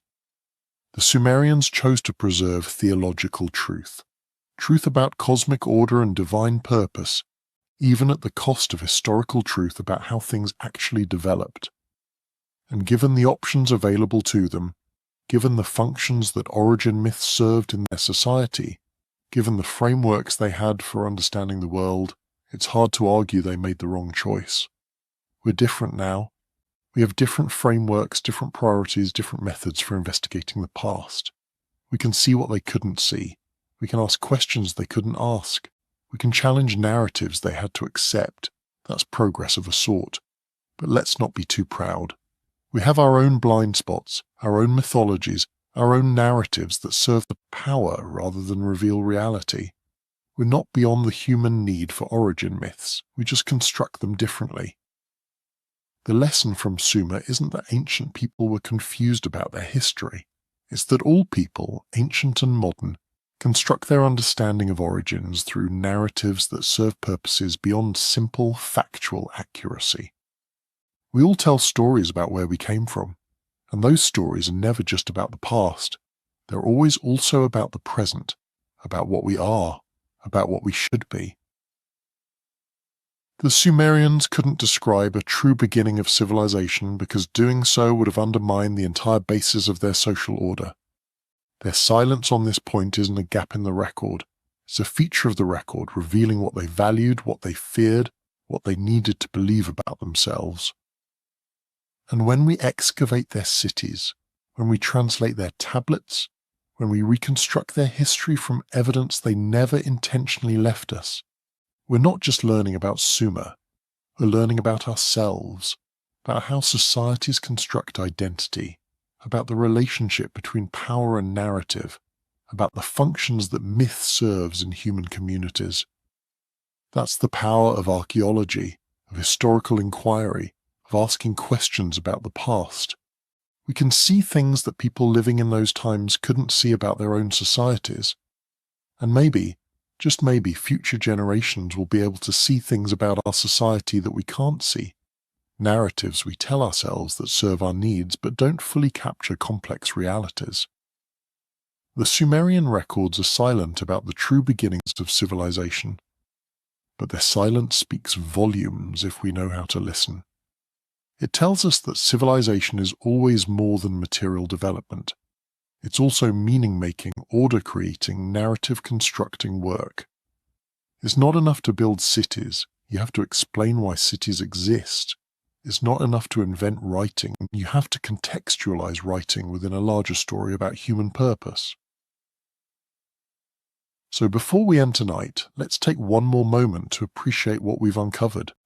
Not facts about Sumerian origins, those we've known from archaeology for decades, but insights into why the Sumerians themselves couldn't acknowledge those facts, why their own records begin in mid-sentence, with civilization already established, already ordered, already divinely sanctioned. We've seen that the Ubaid period provided the foundation, that the Uruk period saw rapid development, that the early dynastic period formalized structures into recognizable civilization. We've seen that writing emerged from accounting needs, that cities grew organically from villages, that kingship evolved from community leadership. We've seen that every aspect of Sumerian civilization can be traced developmentally if you have the evidence and the frameworks to do so. But we've also seen that Sumerian culture had powerful reasons not to tell this developmental story. Religious reasons, because acknowledging human development might diminish divine authority. Political reasons, because kings needed divine legitimation. Social reasons, because existing hierarchies depended on claims of eternal divine order. And epistemological reasons, because they simply lacked the tools to reconstruct their own deep history accurately. The result was a historical record that begins not at the beginning but at the crystallization, not with origins but with established order, not with development but with divine decree. And for thousands of years that's all we had.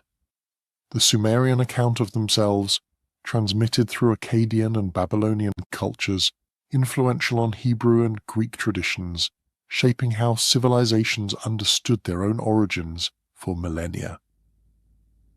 Only in the last 2 centuries, with the development of archaeology and the decipherment of cuneiform, have we been able to go deeper.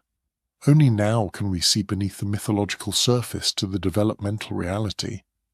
Only now can we answer the question the Sumerians never asked: how did civilization actually begin? And the answer is slowly, messily, through accumulated human effort over thousands of years. Not through divine intervention but through adaptation to environment. Not through sudden creation but through gradual innovation. Not through cosmic decree but through practical problem solving. The true beginning of civilization was probably 1,000 different small beginnings, spread across centuries, impossible to pinpoint to a specific moment or location. The Sumerians gave us writing so we could eventually tell this story. They just couldn't tell it themselves. The tools they created were eventually used to excavate truths they couldn't access. That's not ironic. That's how knowledge advances. We build on what came before, using the tools and methods we inherit to see further than those who came before us could see. The Sumerians remain an enigma in many ways, and one of the deepest mysteries surrounding them concerns not what we know, but what they didn't know about themselves, or perhaps what they chose not to know. Let's dig deeper into one of the most contentious debates in ancient Near Eastern studies, the Sumerian problem. Where did these people actually come from, and why does their own literature provide no clear answer? The linguistic evidence is particularly frustrating. Sumerian is what linguists call a language isolate. It's not related to any other known language. It's not Semitic like Akkadian, Hebrew, or Arabic. Is not Indo-European like most European languages, is not related to any of the Caucasian languages. It appears to have no living relatives and no obvious ancient relatives either. Linguists have proposed connections to various language families over the years: Dravidian languages of India, Ural-Altaic languages, even Basque, but none of these proposals have gained widespread acceptance. This linguistic isolation is strange. Most languages exist in families, showing clear genetic relationships to other languages. They evolved from common ancestors through predictable processes of sound change and grammatical shift. The fact that Sumerian stands alone suggests either that all its relatives died out without leaving traces, or that it represents a very ancient linguistic lineage that split off before most modern language families emerged, or that it came from somewhere so distant that we haven't identified its relatives. The Sumerians themselves offer no help on this question. They don't have myths about their ancestors migrating from some distant homeland. They don't preserve traditions about the language they spoke before Sumerian, if indeed they spoke something different. They call themselves the black-headed people, but this seems to be a general term for civilized humans rather than an ethnic designation. The land they inhabit is simply called the land, not named after their people or a mythical ancestor. It's as if they've always been there, with no memory or acknowledgement of ever being anywhere else. some scholars have proposed that the Sumerians migrated to Mesopotamia from the Iranian highlands or from further east, perhaps the region around the Indus Valley. This theory is based partly on economic evidence. Sumer depended heavily on imported materials. The alluvial plain of southern Mesopotamia has fertile soil when irrigated, but it lacks stone, metal and timber. All of these had to be imported from mountainous regions. Trade connections with the Iranian plateau were established early and remained important throughout Sumerian history. Could the Sumerians have originally come from these highland regions? Could they have been mountain people who migrated to the plains and adapted to a radically different environment? It's possible. The problem is that there's no clear archaeological trail showing this migration. If Sumerians moved into Mesopotamia from elsewhere, they apparently did so during the Ubaid period or even earlier, and they either blended so completely with existing populations that we can't distinguish them, or they were the Ubaid people themselves. Another theory suggests a connection to Dilmun identified with modern Bahrain in the Persian Gulf. Sumerian mythology frequently mentions Dilmun as a special place, a paradise where the sun rises, where Zusudra dwells after the flood. Some texts even call it the homeland of the land of Sumer. Could this be a preserved memory of actual origins? Archaeological evidence shows that Bahrain had connections with both Mesopotamia and the Indus Valley civilization, serving as a trade hub. But whether it was ever a population source for Mesopotamia is unclear. A third theory, perhaps the most widely accepted among archaeologists, is that Sumerians didn't come from anywhere. They were indigenous to southern Mesopotamia, descendants of the Ubaid people who had lived there for thousands of years. At some point, the Sumerian language became dominant in the region, possibly through cultural prestige or political success of Sumerian-speaking communities. But there was no dramatic migration, no sudden appearance of a new people, just the gradual emergence of a distinct cultural identity from populations that had always been there. If this theory is correct, then the Sumerian problem isn't really about where Sumerians came from. It's about why their language is isolated. And the answer might be that southern Mesopotamia was once linguistically diverse, with multiple unrelated languages spoken by different communities. Over time, Sumerian became dominant and the other languages died out without leaving written records because writing was invented by Sumerian speakers. We'd never know these other languages existed except for clues like non-Sumerian city names.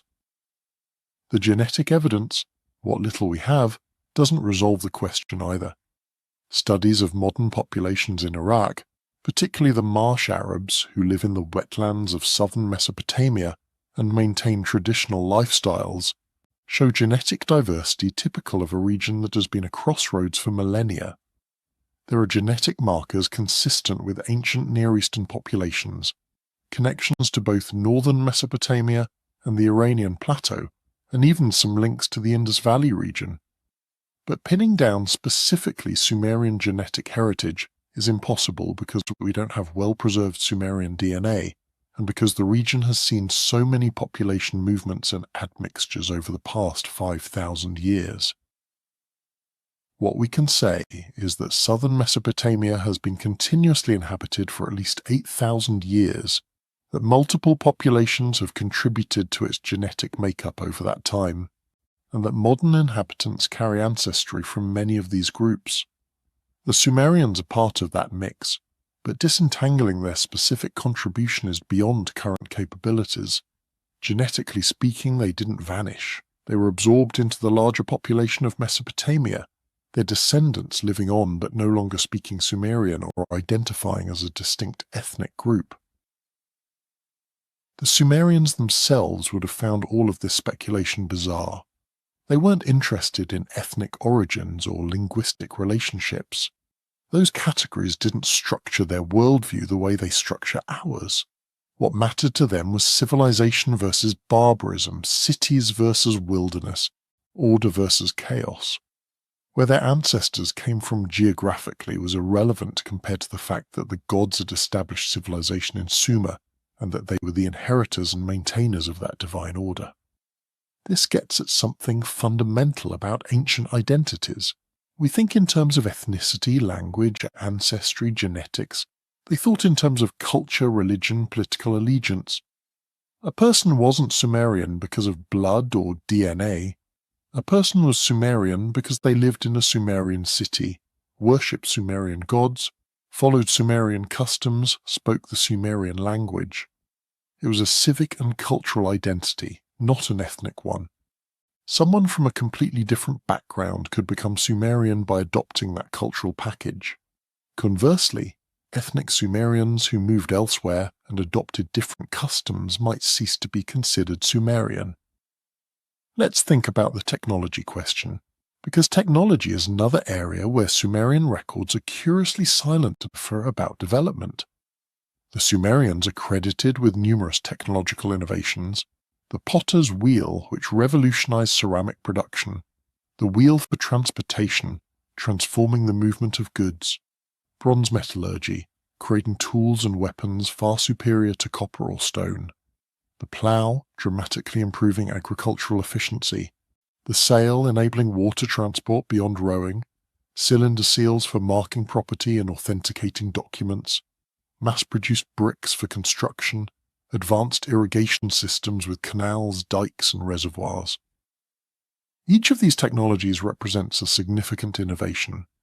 Each would have required experimentation, refinement, and implementation. Each would have had predecessors, simpler versions that gradually evolved into more sophisticated forms. Pottery was made by hand before the potter's wheel. Goods were dragged or carried before wheeled vehicles. Copper was used before anyone figured out that adding tin created bronze. Fields were worked with simple digging sticks before proper ploughs, and so on. But Sumerian texts don't describe these developments. They don't have stories about the invention of the wheel or the discovery of bronze metallurgy. They don't credit specific individuals with technological breakthroughs. Technologies are just part of the package of civilization. They exist because civilized people need them, and the gods provided humans with the knowledge to create and use them. There are a few exceptions.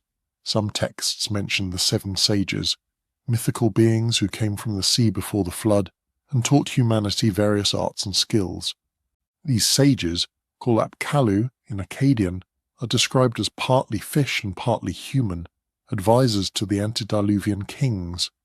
They're credited with bringing the me, the divine decrees or cosmic principles that govern civilization. But even these stories don't describe specific inventions or step-by-step technological development. They're myths about divine knowledge being transmitted to humanity, not accounts of human innovation. The archaeological record, of course, tells a different story. We can trace the development of pottery from simple hand-formed vessels to sophisticated wheel-thrown ceramics. We can see early wheels that were solid wood discs evolving into spoked wheels that were lighter and more efficient. We can document the experiments with copper alloying that eventually led to bronze. We can watch plough designs improve over generations. Every technology the Sumerians used has a developmental history visible in material culture. Why did the Sumerians not preserve or record this history? Partly for the same reasons they didn't record the developmental history of their civilization. Acknowledging human technological innovation might diminish divine authority. If humans can invent the wheel through trial and error, then humans are capable of improving their condition through their own efforts. That's empowering in one sense, but threatening in another, because it suggests that the current order isn't eternal and unchangeable, but rather the product of human decisions that could be different. There's also a practical issue. Most technological innovation in ancient societies wasn't done by specialists documenting their work. It was done by craftspeople, farmers, labourers, people who didn't write, who transmitted knowledge through demonstration and apprenticeship rather than texts. The literate class, priests and palace scribes, weren't the ones experimenting with plough designs or wheel construction. They wrote about grain deliveries and religious rituals and royal decrees. Technological knowledge existed in a different realm, in the hands of people who left no written records. This created a gap in what got recorded. Economic transactions got recorded because temples and palaces needed accounting. Laws got recorded because political authorities needed to communicate and enforce them. Religious texts got recorded because theology was important to literate priests. But practical knowledge about how to make things or grow things or build things that mostly stayed in the realm of practical demonstration. You learned by watching and doing, not by reading instructions. When writing did engage with practical knowledge, it was often in the context of maintaining cosmic order. Texts about proper agricultural practices weren't agronomical manuals in our sense. They were texts about how to properly serve the gods through cultivation. Texts about building temples weren't construction manuals. They were texts about sacred architecture and its symbolic meaning. The practical knowledge was assumed, background information that everyone relevant already knew through hands-on experience. What needed recording was the sacred significance, the proper rituals, the divine purposes. So technological history remained unwritten, not because it was unimportant, but because it existed in a different knowledge system, transmitted through different means by different people. By the time literate Sumerians might have thought to write down this history, most of it was already lost to living memory, and what remained was incorporated into mythological frameworks about divine knowledge being granted to humanity. This pattern isn't unique to Sumer. Most ancient civilizations have limited records of their technological development. The Greeks didn't systematically document how their shipbuilding techniques evolved, or how their metallurgical skills improved. The Romans left few records of how they developed their concrete or their engineering methods. The Chinese preserved some accounts of technological history, but even there, most practical knowledge was transmitted through craft traditions rather than texts. Writing was for different purposes. Let's examine the religious transformation that occurred as Sumer transitioned into Akkadian and Babylonian periods, because this reveals something about how origin myths can shift while maintaining core structures. When Babylon rose to dominance, the city's patron god Marduk was elevated to supreme status. Earlier, Enlil had been chief of the gods. Now Marduk took that role. This required theological justification. The Babylonians couldn't simply declare that Marduk was now in charge. They needed to explain why this represented proper cosmic order rather than political opportunism. The solution was the Enuma Elish, the Babylonian creation epic. This text tells how Marduk defeated Tiamat, the primordial chaos dragon, and from her body created the cosmos. The older gods, including Enlil, recognize Marduk's supremacy and grant him kingship over the divine realm. His victory over chaos establishes him as the legitimate ruler. What's interesting is how this new myth incorporates older material while reshaping it. Elements of Sumerian creation mythology are present: the primordial waters, the generation of gods, the establishment of cosmic order, the creation of humanity to serve the gods. But now there's a narrative of conflict and victory that justifies Marduk's supremacy. The myth serves Babylonian political interests while maintaining continuity with Sumerian theological traditions. This pattern of mythological adaptation is common in the ancient world. When political power shifts, when new dynasties emerge, when empires expand, the gods and their stories shift as well. But the changes happen within established frameworks. New myths elaborate on old ones rather than replacing them entirely. Theological innovation is constrained by tradition. The result is layers of mythological material, newer stories built on older ones, all coexisting in a complex textual tradition. What never changes is the basic claim that civilization is divinely ordained. Whether Enlil is supreme or Marduk is supreme, whether we're talking about Sumerian city-states or the Babylonian Empire, the fundamental assertion remains: human social organization reflects and implements cosmic order established by the gods. This is what needs to be maintained across all transitions. Let's also consider the question of what counted as history for the Sumerians. We think of history as a factual account of past events, ideally accurate and comprehensive. But that's a modern conception. For ancient peoples, history served different purposes. It maintained a collective memory, transmitted cultural values, provided exemplary models for behavior, justified current arrangements, and connected the present to sacred origins. Accuracy, in the sense we mean, it wasn't always the highest priority. If a king's inscriptions exaggerated his victories, or if a king list altered chronologies to support current claims of legitimacy, that wasn't necessarily dishonest in their terms.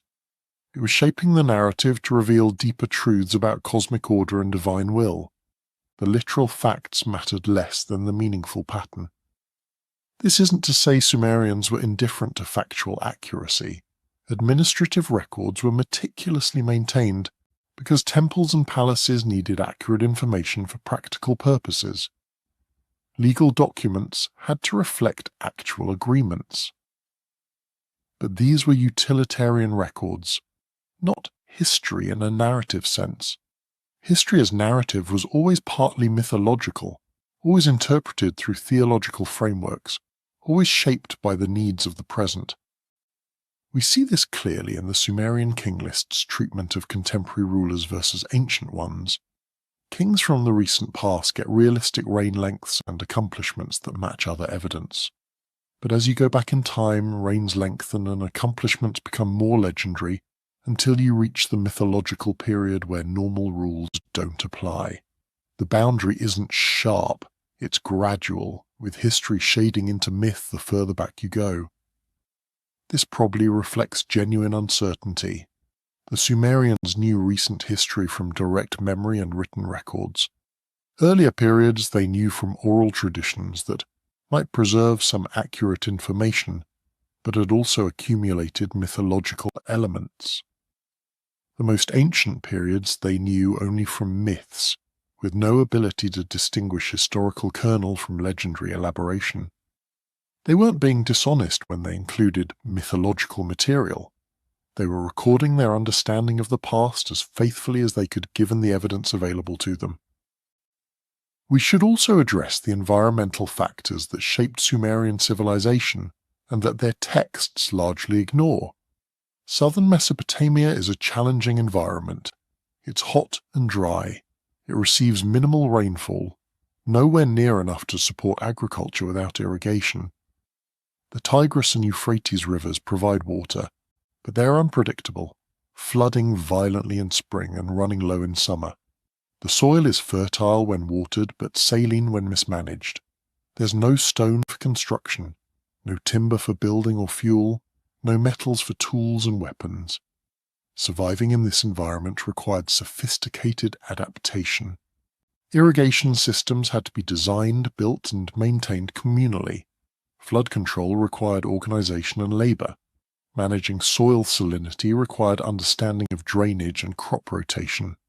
Obtaining necessary materials required long-distance trade, which required surplus production to trade with, which required efficient agriculture, which required irrigation, which required organization, creating a feedback loop that pushed toward increasing social complexity. None of this is described in Sumerian texts. The environmental challenges that shaped their civilization are invisible in their own accounts. Irrigation is mentioned, but as a given feature of agricultural land, not as a hard-won technological achievement requiring constant maintenance. Trade is mentioned, but as simple acquisition of necessary materials, not as a complex system requiring merchant classes, transport infrastructure, and diplomatic relationships with distant regions. The difficulty of living in southern Mesopotamia, the constant effort required to make the land productive, this is all background noise, unworthy of comment because it's just normal life. But from an outsider perspective, from archaeological and geographical analysis, these environmental challenges are crucial to understanding why civilization developed in Mesopotamia the way it did. The need for organized irrigation pushed communities towards centralized authority. The need for trade pushed toward wealth accumulation and specialist merchants. The need to defend irrigation systems and trade routes pushed toward organized warfare. The environmental constraints weren't obstacles to civilization. They were driving forces that made complex social organization necessary. If Sumerians had recorded this environmental history, if they'd described how their ancestors learned to manage the rivers and build the irrigation systems, we'd have a very different understanding of their origins. But that's not the kind of history they recorded. They recorded divine action, human response to divine will, the proper ordering of society according to cosmic principles. The practical struggle against environmental challenges was just the background against which the important story, the theological and political story, played out. Let's talk about Sumerian women, because this is another area where written records and material evidence tell different stories. Sumerian religious texts often feature powerful goddesses. Inanna, goddess of love and war, is one of the most prominent deities in the pantheon. Ninhursag, the mother goddess, is crucial in creation accounts. Nisaba, goddess of grain and writing, is patron of scribes. Female deities are active, powerful, essential to the functioning of the cosmos. Some Sumerian cities had female rulers. The title Likur referred to priestess queens who held significant religious and political authority. Temple hierarchies included both male and female priests, though specific roles were often gender segregated.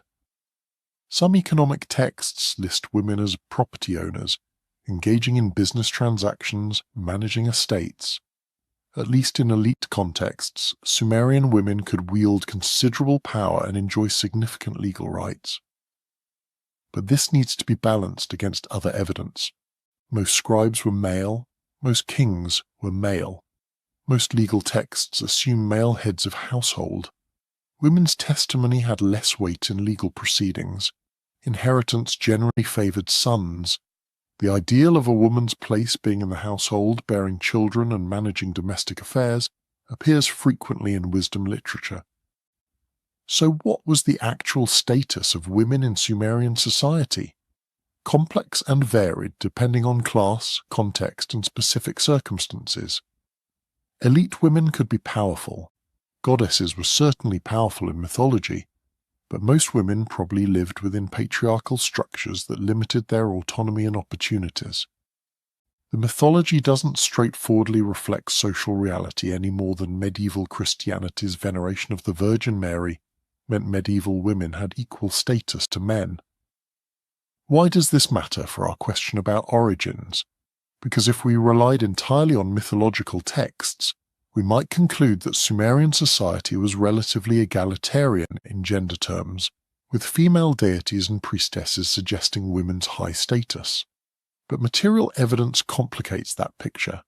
The gap between mythological ideals and lived reality is another area where Sumerian records don't tell the whole story, not through deliberate deception but through the selective focus of different text types. Now let's address a crucial question. Is it even fair to expect ancient societies to write developmental history? We've developed that approach relatively recently.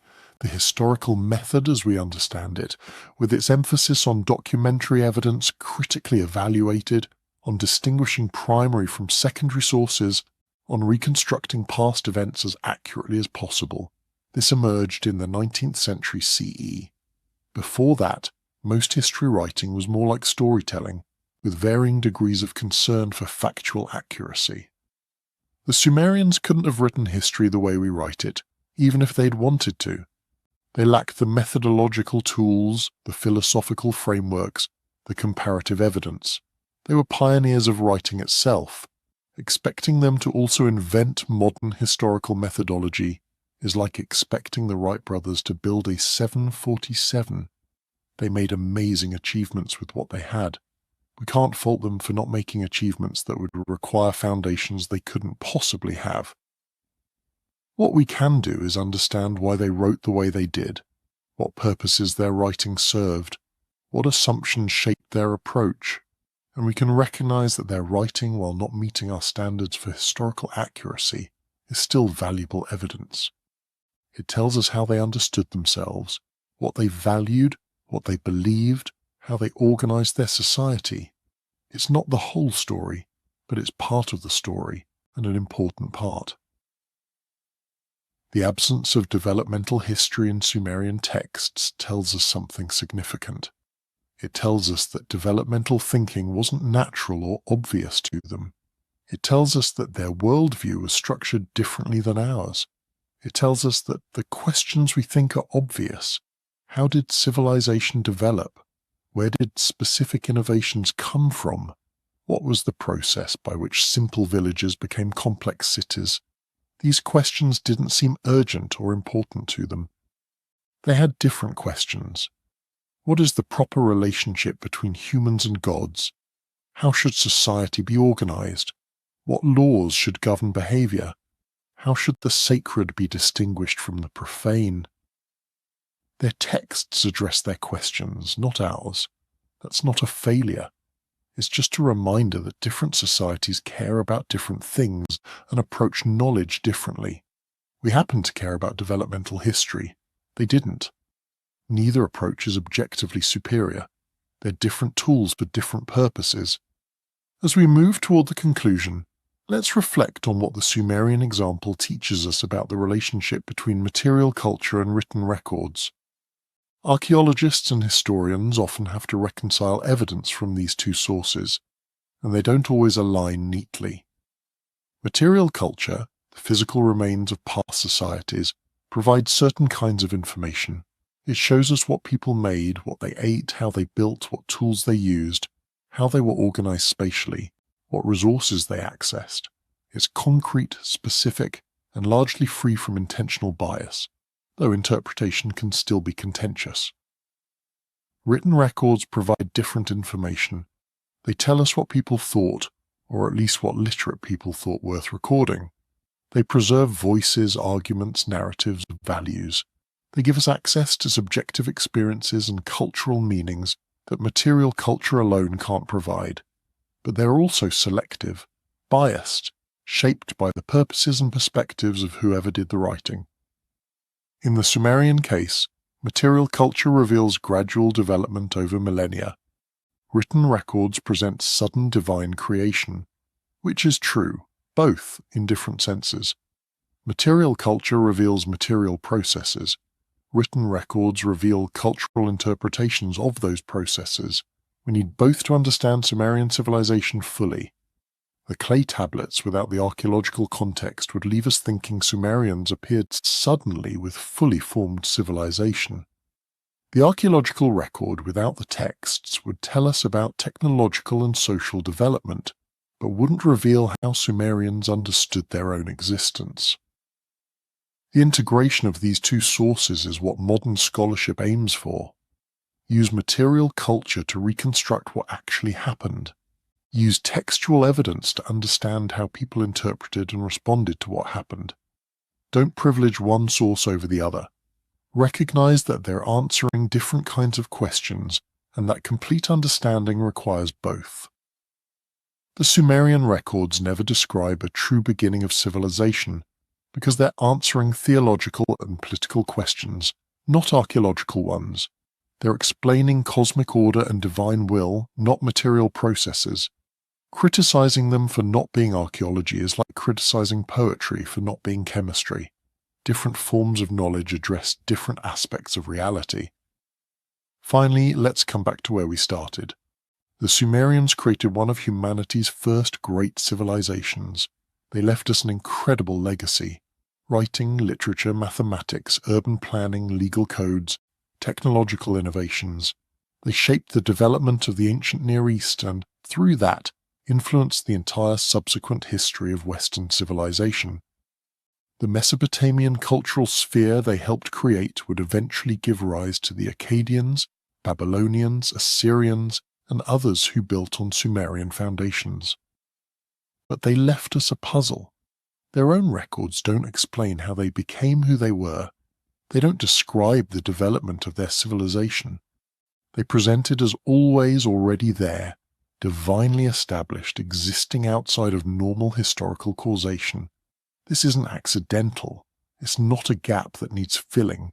It's a feature of how they understood themselves and their place in the cosmos. We've explored tonight why this is the case. Religious frameworks that required divine origins for legitimation. political structures that depended on claims of eternal divine order, epistemological limitations that made reconstructing deep history impossible, cultural priorities that valued theological truth over developmental accuracy. All of these factors combine to create a historical record that begins in medias res, in the middle of things, with civilization already functioning. Only through archaeology can we go deeper, can we see beneath the mythological surface to the material reality of gradual development. And that's appropriate. Different sources of knowledge reveal different truths. The Sumerians gave us their truth, the truth of myth and meaning and cosmic significance. Archaeology gives us another truth, the truth of material process and technological development and social evolution. Neither is complete without the other. The question we started with was, why do Sumerian records never describe a true beginning of civilization? And the answer we've arrived at is complex.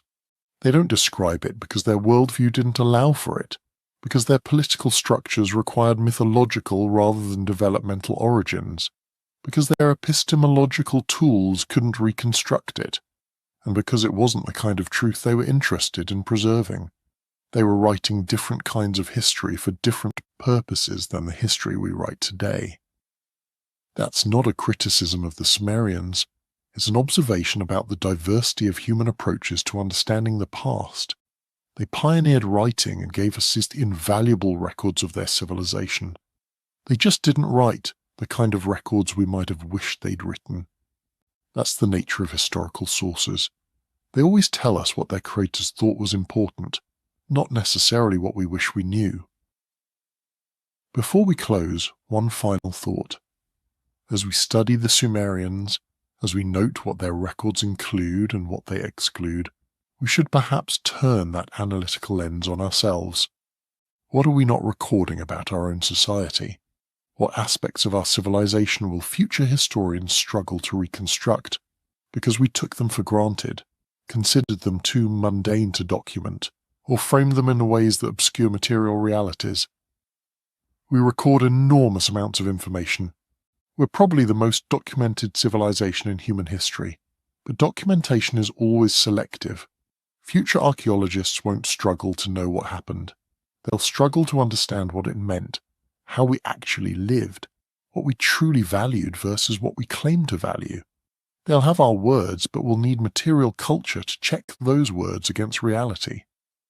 Maybe in 1,000 years, scholars will study us the way we study the Sumerians. They'll have our writings, our recordings, our digital archives, assuming those survive, and they'll also excavate our cities, our homes, our trash heaps. They'll reconstruct our technologies, our social structures, and our environmental impacts, and they'll likely find gaps between what we said about ourselves and what the evidence reveals. They might wonder why we didn't write more about certain things, why we framed our history in certain ways, what ideologies or blind spots shaped our self-understanding. The Sumerian example reminds us that all societies construct their own narratives, and those narratives serve purposes beyond simple factual recording. We're no different. The history we write about ourselves is shaped by our values, our political structures, our epistemological frameworks, our cultural priorities, just as Sumerian history was shaped by theirs. We like to think we're more objective, more scientific, more accurate. Maybe we are, but we're still human, still embedded in particular cultural contexts, still telling stories that serve purposes we might not fully recognize. The Sumerians couldn't describe a true beginning of civilization. What can't we describe about ourselves? What silences in our own records will puzzle future scholars? What do we take for granted that should be questioned? What do we frame mythologically that should be examined materially? These are questions worth pondering as we close tonight's exploration. Thank you for joining me on this journey through ancient Mesopotamia and the mysteries of Sumerian origins. If you enjoyed this deep dive into why ancient records sometimes tell us more through their silences than through their words, hit that like button and subscribe to the channel for more explorations of history's puzzles. Let me know in the comments what struck you most about this topic. Where are you watching from? What time is it where you are? And what other aspects of ancient civilizations would you like us to investigate? Until next time, keep questioning, keep learning, keep examining the gaps in our knowledge as closely as we examine the knowledge itself. Because sometimes what history doesn't tell us reveals just as much as what it does. The Sumerians gave us writing so we could eventually ask these questions. They just couldn't answer them themselves. And maybe that's the most human thing about them. We all have blind spots. We all construct narratives that serve our needs. We all tell stories about our origins that are part truth, part myth, part aspiration. The Sumerians were no different. They were just first. But before we fully conclude, there's one more dimension of this mystery we need to explore. Something fundamental about how human societies remember and forget, about the nature of collective memory itself. The Sumerians' inability or unwillingness to describe their civilization's true beginnings wasn't unique to them. It reflects something deeper about how memory works across generations, how oral traditions preserve and transform information, and how the transition to literacy both saves and distorts the past. Consider what happens to memory in oral cultures, societies without writing. In such societies, knowledge is transmitted person to person, generation to generation, through spoken word, through performance, through ritual repetition. This works remarkably well for certain kinds of information. Myths, stories, songs, genealogies, practical skills, all can be preserved across centuries through oral tradition. Indigenous cultures around the world have maintained sophisticated knowledge systems this way for thousands of years. But oral memory has limitations. It's vulnerable to distortion. Each retelling can introduce small changes. Over generations, those changes accumulate. Names shift. Details alter. The order of events gets confused. Multiple stories merge into one, or one story splits into many. What survives is generally what serves present needs. Stories that remain relevant, that continue to teach lessons or validate current structures, those get preserved. Stories that no longer serve purposes tend to be forgotten or radically altered. Oral tradition also struggles with specific dates and sequences. How long ago did something happen? Hard to say precisely when you're counting generations, and generations blend together in memory. Did event A happen before event B? Maybe, but the causal connections might matter more than the chronological sequence, so the stories emphasize cause over chronology. Oral history is often structured thematically rather than chronologically, organized around meanings rather than timelines. Now think about the Sumerians. Writing was invented around 3400 BCE. But Sumerian civilization was building on foundations laid during the Ubaid period, which lasted from about 6500 to 4000 BCE. That's more than 2000 years of pre-literate history. Everything that happened during those 2 millennia could only be preserved through oral tradition. And by the time literate Sumerians were writing things down, most of that oral tradition would have been thoroughly transformed, mythologized, condensed into archetypal stories that served contemporary purposes rather than preserving accurate historical information. The 7 sages, those mythical beings who supposedly brought civilization to humanity before the flood, might well be a garbled memory of actual culture heroes, innovators who introduced important technologies or organizational methods. But by the time they were written down, they'd been transformed into semi-divine fishmen from before history began. Whatever kernel of historical truth might once have existed was buried under layers of mythological elaboration. The antediluvian kings, with their impossible lifespans, might represent dim memories of an earlier age, compressed and distorted beyond recognition. Maybe they're genealogies that got misunderstood, where the original oral tradition tracked family lines, but later scribes interpreted it as individual lifespans.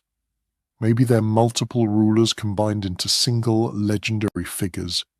Maybe they're complete inventions created to fill the gap between mythological origins and historical memory. We'll never know for certain because the oral tradition that might have preserved clearer information was already lost by the time writing could record it. This is the tragedy of literacy emerging late in a society's development. Writing freezes whatever oral traditions exist at that moment. But those traditions have already been shaped by centuries of retelling. The earliest written records capture not pristine historical memory, but memory already transformed into myth. And once written down, those myths become authoritative. They get copied, taught, preserved. Later generations work from these written sources, assuming they're accurate, building on them without realizing how much transformation has already occurred. The Sumerians couldn't describe a true beginning of civilization partly because by the time they could write, the true beginning was already lost to memory. What they preserved was the mythologized version, the stories that had survived the millennia of oral transmission because they served functions that ensured their preservation. Stories about gods establishing order, stories about divine kings, stories about civilization as gift rather than achievement. These are the stories that mattered to their society, so these are the stories that survived. The mundane reality of gradual development, of trial and error, of slow technological improvement that wasn't mythologically interesting, and so it didn't get preserved in oral tradition, so it couldn't be written down later. This pattern repeats throughout history. The Homeric epics, the Iliad and Odyssey, preserve Bronze Age Greek memories filtered through centuries of oral transmission. Scholars can identify elements that likely reflect historical reality, Mycenaean Greek material culture, for instance, but they're mixed with later additions, with mythological elaborations, with narrative structures that serve the oral poet's needs. Disentangling history from myth is incredibly difficult and often impossible. The Norse sagas preserve memories of Scandinavian history, but those memories have been transformed, Christianized, romanticized. The heroes are larger than life. The events are dramatic and symbolic. The chronology is uncertain. What actually happened versus what makes a good story, that boundary is hopelessly blurred. The biblical texts preserve ancient Near Eastern history, but that history has been interpreted through Israelite theological frameworks. Events are understood as divine judgment or divine blessing. Chronologies are adjusted to support religious points. Historical figures become archetypal characters in a cosmic drama. The kernels of historical truth are there. Archaeologists can sometimes verify them, but they're embedded in religious narrative that transforms their meaning. The Sumerian case is just an early example of a universal human pattern. We remember what matters to us. We forget what doesn't. We shape our memories to serve current needs. We transform history into myth because myth is more meaningful, more useful, more memorable than mere facts. And when we finally develop writing, we record the myths, not realizing or perhaps not caring that we've lost the history those myths are based on. So when we ask why Sumerian records don't describe a true beginning of civilization, part of the answer is that the true beginning was already lost before anyone could write it down. The oral traditions that might have preserved it had long since transformed it into mythological accounts of divine creation. And those mythological accounts were what got written down, what got preserved, what became the authoritative version for all subsequent generations. This doesn't mean the Sumerians were passive victims of faulty memory. They actively maintained these myths because the myths served purposes: religious legitimation, political authority, social cohesion, cultural identity. The myths weren't just garbled history. They were meaningful narratives that explained existence, justified social arrangements, connected the present to the sacred past. Even if perfect historical records of Sumerian origins had somehow survived in oral tradition, there would still have been strong incentives to mythologize them when writing them down. We can see this dynamic in how different versions of Sumerian texts vary. We have multiple copies of the king list, for instance, from different cities and different periods. They all follow the same basic structure: antediluvian kings with long reigns, the flood, post-diluvian kings with shorter reigns, but they differ in details. Different cities emphasize their own dynasties. Different periods adjust chronologies to support contemporary claims. The basic mythological framework remains stable, but the specifics are malleable, adjusted to serve whoever is commissioning the copying. This reveals that even written traditions aren't as fixed as we might assume. Texts get edited, revised, updated. Later scribes add interpolations or make corrections or adjust things to reflect newer understandings.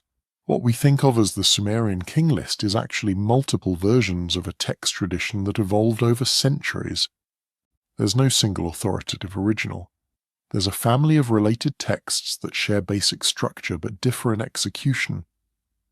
This malleability shows that even literate societies continue to reshape their past. Writing provides more stability than oral tradition. Harder to change a text than a story, but it doesn't eliminate change entirely. As long as texts are being copied by hand, as long as scribes have some interpretive freedom, as long as political authorities have interests in particular versions of history, texts will continue to evolve. The past remains somewhat fluid even after it's been written down. The complete fossilization of texts only happens later, when printing or digital reproduction makes exact copying easy and expected. Ancient handwritten texts existed in multiple versions simultaneously, with variations that modern textual critics work hard to reconstruct and understand. The Sumerian historical tradition was never as monolithic as it might appear from a distance. It was always plural, always contested, always being negotiated. So, when we say Sumerian records don't describe a true beginning of civilization, we need to recognize that there wasn't a single Sumerian record. There were multiple Sumerian traditions, oral and written, official and popular, religious and practical, preserved in different cities and at different periods. They share family resemblances, common themes, but they are not identical, and probably none of them, in any version, described origins the way we would want them described, because that kind of description wasn't part of any of these traditions' purposes or frameworks. Let's also acknowledge the role of loss. Most Sumerian texts haven't survived. Clay tablets are durable compared to papyrus or parchment, but they're still fragile. They break, they crumble, they get buried and lost. Most sites haven't been excavated. Most tablets that have been recovered haven't been fully published. Most texts that have been published haven't been thoroughly studied.